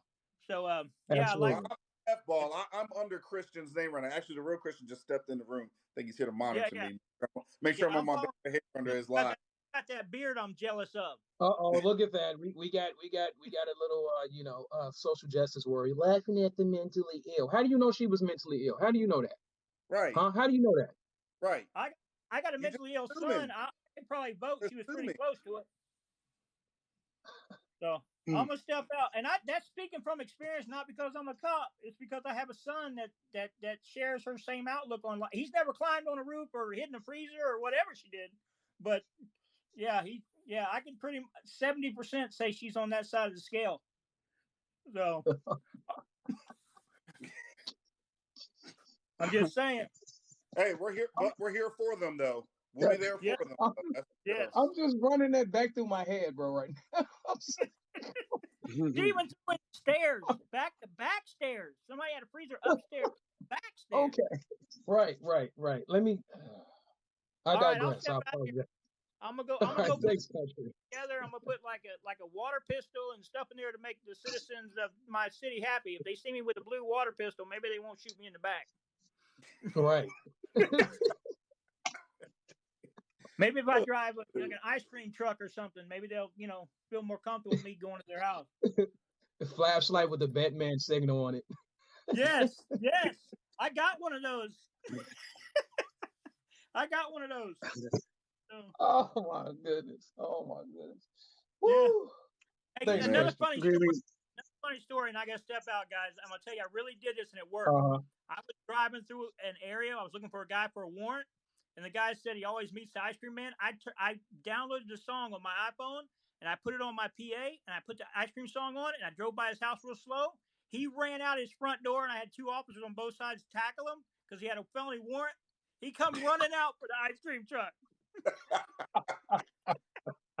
Oh man. Nice. Anyway, oh my gosh. So I appreciate you guys. I got to go do a few things, and then I'll hop back in y'all's live in a little bit. Later, country. All right, thanks, country. All right. Bye. How you gentlemen doing? Good. Dude did it, Joe Biden. All right. He stopped doing his criminal acts and went out for ice cream. He got arrested. He did it, Joe Biden. Where's Christian at? Where's Christian? He was just in here. Oh no, that's you. Oh yeah, I forgot. You did just say you're on the Christian's profile. Yeah. Woo. But I understand the job the officers do. I know it's a dangerous job, but my deal is that why do they enforce statutes, codes, and policies that are not law? They have the appearance of law, but are not law. Self versus Ray, this is United States Supreme Court ruling. Wait, They hold on, enforce hold on. statutes. My man, Joseph. You Yes. way off of topic, man. Well, I'm off the topic, but where's all you have to be is comply. I know. Okay, I understand. This is why I'm saying comply, right? Comply to what? Statutes, codes, and policies that not pertain to the free citizen. They pertain to the city, state, and government employee. They do not pertain to the natural person. We got The a free sovereign. man, What the does that have free to do with a person. person being compliant or non-compliant? Okay, well, okay, complying. I understand what you mean by complying or not complying, but when you pull somebody over for a statute that is not a law, say a traffic infraction, they're not biased enough for an arrest, battle versus people, and they intend to escalate it to further the stop to get what, an arrest, right? Okay. They Yet again, what enforce does that this. have to do with a person being compliant or non-compliant? Yeah. Well, you want somebody to comply if they know their rights and they know that they are a free person. A traffic infraction is not a crime. It's not biased enough for an arrest because elements of standing adjudicated by the Supreme Court in 1992, Lujan versus Defenders of Wildlife, 3 elements of standing are injury in fact, causation, and redressability. There must be an injury in order for there to be a crime. If there's no injury, there's no crime. So what if you're driving a vehicle, okay, with, let's just say, the wrong license plate on it? Is that a good reason to pull someone over? It's if it has the wrong plates on it, it's not a crime. It's not biased enough for an arrest, but it does warrant a stop. Okay, get to the point. So when the cop does a stop and it finds out that car is stolen, does the cop have the right to arrest that person? If that's the case, yes. But if you so can't just pull somebody over. So that was the case, okay? I don't want to talk about, the whataboutisms, okay? Yeah. The thing is this, what I want to just address, okay, are just the facts, okay? The thing is this, majority of the blacks that have been shot by police has been preventable. And it has been due to them being non-compliant. I really don't care too much about your whataboutisms. Yep. Well, a lot of those shootings have been when they have, they had no reason to shoot them. And I've seen a lot of them. There's no reason to shoot a lot of these victims that have been shot by police. There's no reason for that. When they can easily just, like the officer said earlier, well, if an officer shoots, then they're shooting to kill. Why? When you can just shoot a person in the shoulder or in the leg. Well, if we pull our gun, we're going to shoot them. Why? Why does that? Can you guys hear me? Shot. It does not warrant anybody to be shot. It's not warrant for a life to be taken. You don't have to take a life when you can easily just shoot them in the shoulder or in the leg. If you just comply, you wouldn't find yourself in that situation to begin with. Bingo. I understand that, but if you're not doing anything wrong, and you don't, because if you don't understand that, you're an automobile, but you have the right pulled over just because the way you look or in an area that you're in, and you get pulled over. I carry, dude. If you just get pulled over without probable cause, okay, without probable cause, or if if you're just suspicious activity, that's not a crime. Okay, under suspicious activity, that is not a crime. Okay, what's wrong with the cop doing their job? What's wrong? What's wrong with that? Wait, hold on, time out. Okay. So wait. So Joseph, you mean to tell me that if that cop has reason for suspicion and probable cause, right? You mean to tell me he doesn't have the right to act upon that according to the United States Constitution? Okay, what reasonable suspicion is that? Did he see somebody? Hold on. Did he see somebody? In order for there to be reasonable suspicion, he has to. Go ahead, Joseph. I'm not being speculative. Just answer the question. If the cop has reason for suspicion, probable cause, are you basically saying that even though they have that basis, right, that they're violating that person's Fourth Amendment? Is that basically what you're trying to allude to? If they saw that person in the act of committing a crime, yes, they have that right to do that. Yes. But if they now see that person in the act of committing a crime, they do not have reasonable suspicion. Everything is based on what? Assumptions and presumptions. Okay. But Joseph, still, okay, let's get to the meat and potatoes. What does it have to do with a person being non-compliant or compliant? If that cop is in the wrong, be compliant. You go to jail. If that cop is in the wrong, you get a payday. Right. Simple Okay. as that. Well, yes, exactly. But that's what I'm trying to get people. Know your rights. Know what they can and cannot do. If you're just walking down the road and they pull you because you look suspicious, that is not a crime. You do not have to say anything. You don't have to answer That any is questions. not Hey, what But we are talking no. about, Joseph. That is besides the point of what we're talking about. Okay. right. Winks, I understand go that. ahead. But people need Joseph, hold on. to understand Winks, their rights. Joseph, They need hold to on. understand. Winks, go ahead. How are you? Good. No, I just wanted to say that I absolutely agree with your comment above your head. I've been in law enforcement for about 13 years, and I would say that no cop wants a bad cop. It makes us look bad. But when we watch these videos, all of us, if that officer was in the wrong, we'll be the first to say that he was in the wrong. But I agree with the fact that most of these 99% that we watch, they just comply. That's exactly what comes out of my mouth. Just comply. Yeah. Deal with whatever's going on at that traffic stop. Deal with whatever he's doing. The time to argue is not now. Let him do whatever he's doing. Go to jail. Go to court. Like you said, get a payday. And every one of these videos I watch is just these guys feel so entitled by all of these movements to fight, to argue, to be a sovereign citizen like this guy, which, hate to tell you, doesn't hold up in court. He can do whatever he wants. But it's like this. Joseph, stop cutting your speakers off, okay? That's my last and final warning. Go ahead, Winks. Society doesn't realize all the hats that a cop has to wear. And we're constantly under a microscope. We never know what we're getting into. We don't know what that person's deal is, what their intentions are. We don't know any of that. And as soon as we become complacent, we die. And everybody wants to, and body cameras, perfect. I like body cameras. I always tell people it's a split-second decision on our part that gets judged for weeks and weeks by a jury and a prosecutor who gets to look at it a million times. You know what I mean? Something that we had to handle in a split second, you get to watch in the comfort of your chair with no interactions. You know what I mean? Understandable. Absolutely. No, I hear you, Winks. I'm just giving the thumbs up to my moderator. See, because let me say this. Here a couple of years ago, I had some coins, my coin collection stolen out of my car. So I called the cops. I made a report, right? Two cops showed up, took my statement. Okay. So when I asked him, well, I've heard that these people said that this person might work at this 7-Eleven down the street. Could you go down there and ask for the manager, ask where they live to see if you can interact with this person? Well, the cops' words out of his mouth were nobody was injured, no crime was. Well, that I guess. Well, that ended real quick. People, all y'all got to do is just comply. It's not that hard. It's not. Just like what we, like I always say, Ron's been saying all night, man. Your moment in that time with that cop is not that time. Like I've been pulled over before, and I'll never forget. I had a stage 1 Roush Mustang, and I had the Roush label across the windshield, and I didn't have. I was in the state of Virginia, and I had my radar detector. I had it in the windshield, but it wasn't plugged in.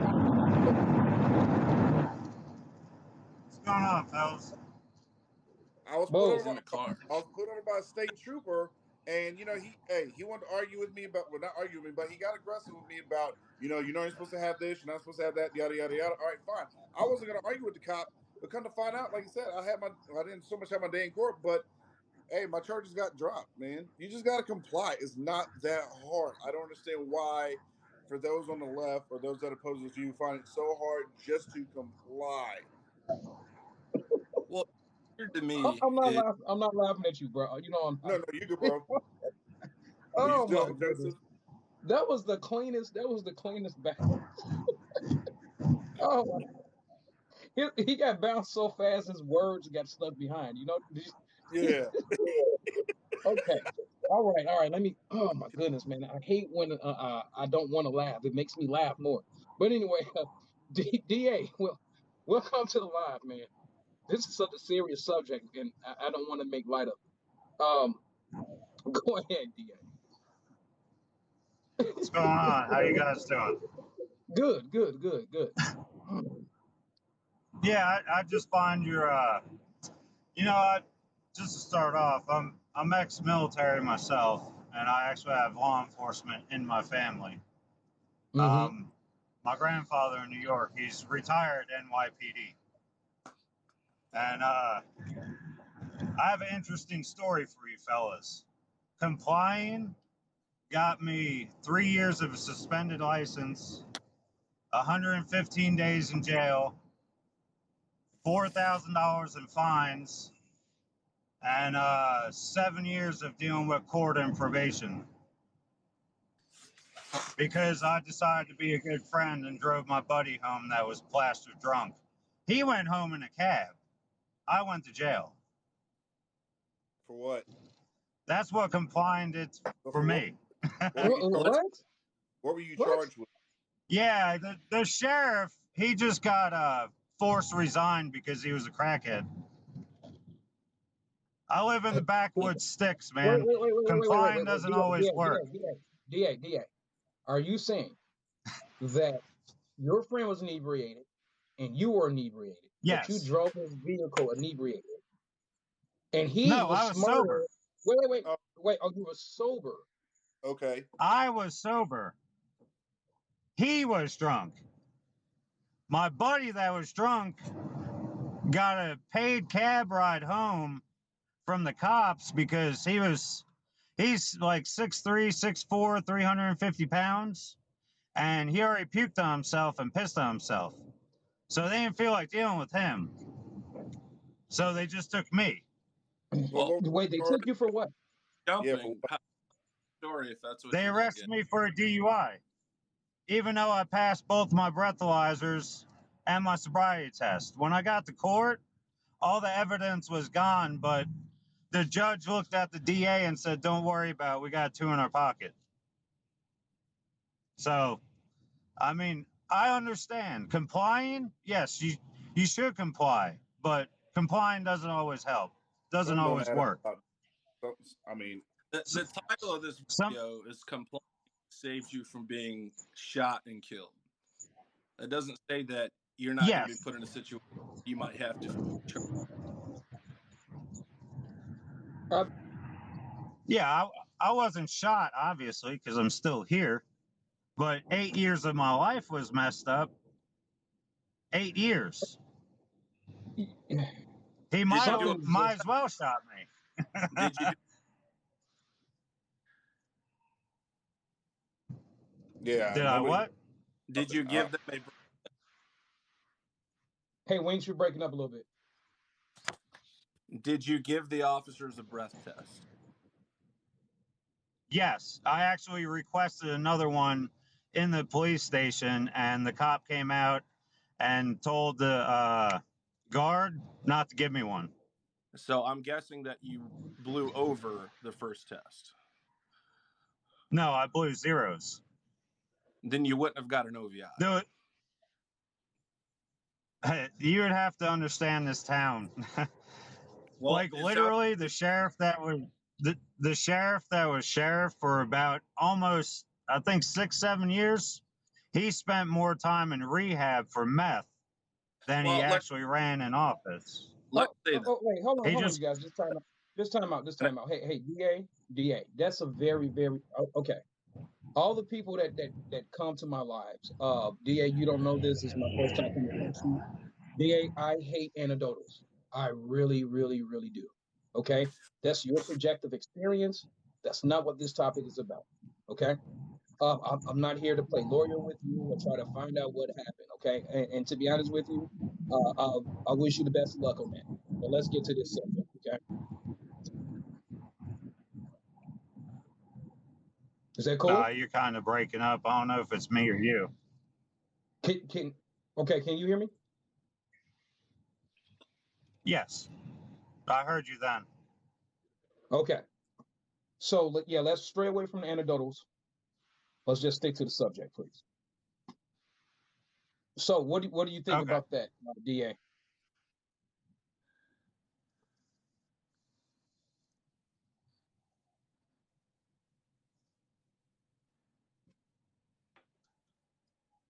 It's crickets.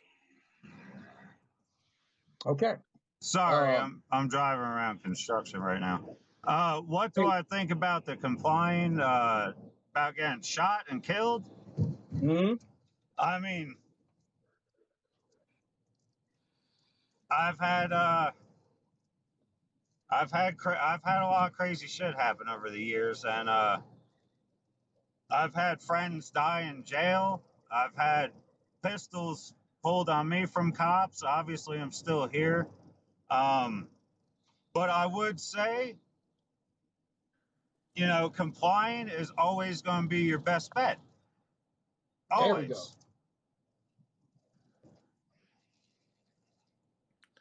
All You know, right. I mean, I already know I have a crazy off the walls, you know, that's just my experience. But I've also dealt with law enforcement. I have law enforcement in the family.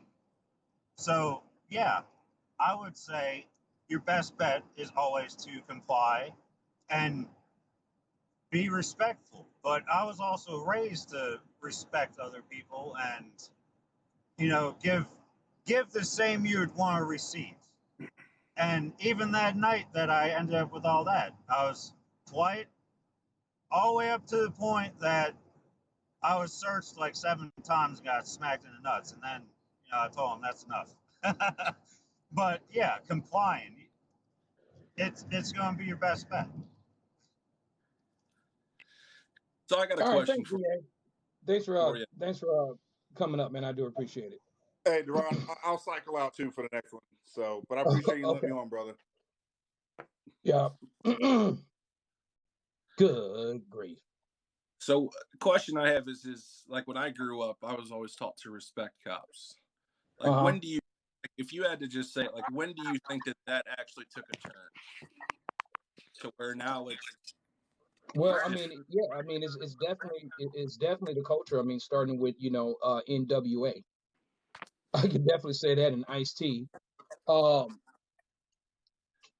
You know the thing is this too, policy. I can never stress that point enough. People have bad policy, cops get blamed for it. I see it all the time. I see it all the time. Now I'm an ex-criminal, right? I used to be out there selling drugs, firearms, all that kind of stuff, right? And still, I knew to be compliant.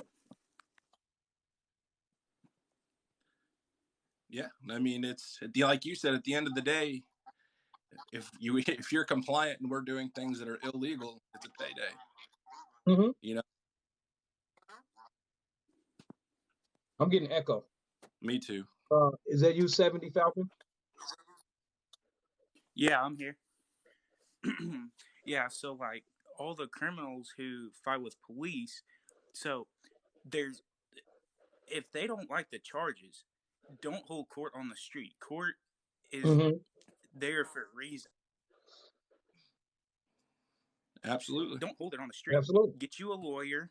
If you don't like the charges, go to court and then get it reviewed.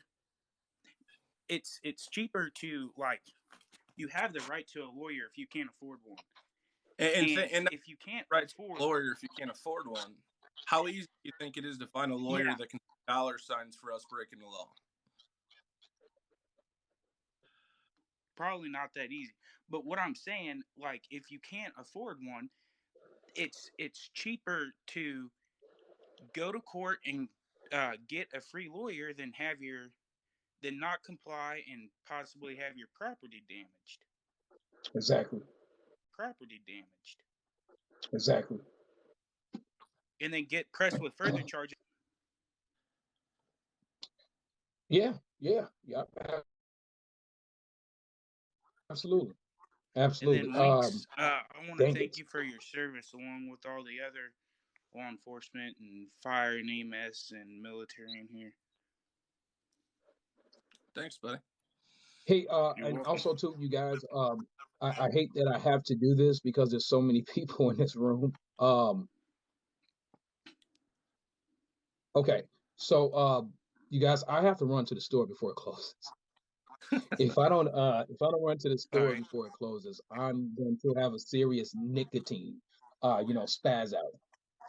So I will be back momentarily, but I just want to say thank you to all the speakers. I can't believe this topic blew up so much. So this has been a great live, but I will be back with you guys in a little bit. I know, champ. Whatever. Give me a break. Hey, I just want to say one thing before you leave. I don't comply because I'm a little shy and I don't want to die. But y'all have a good one. There's always going to be one, but I'm just kidding. All right, so I'll see you guys in a little bit.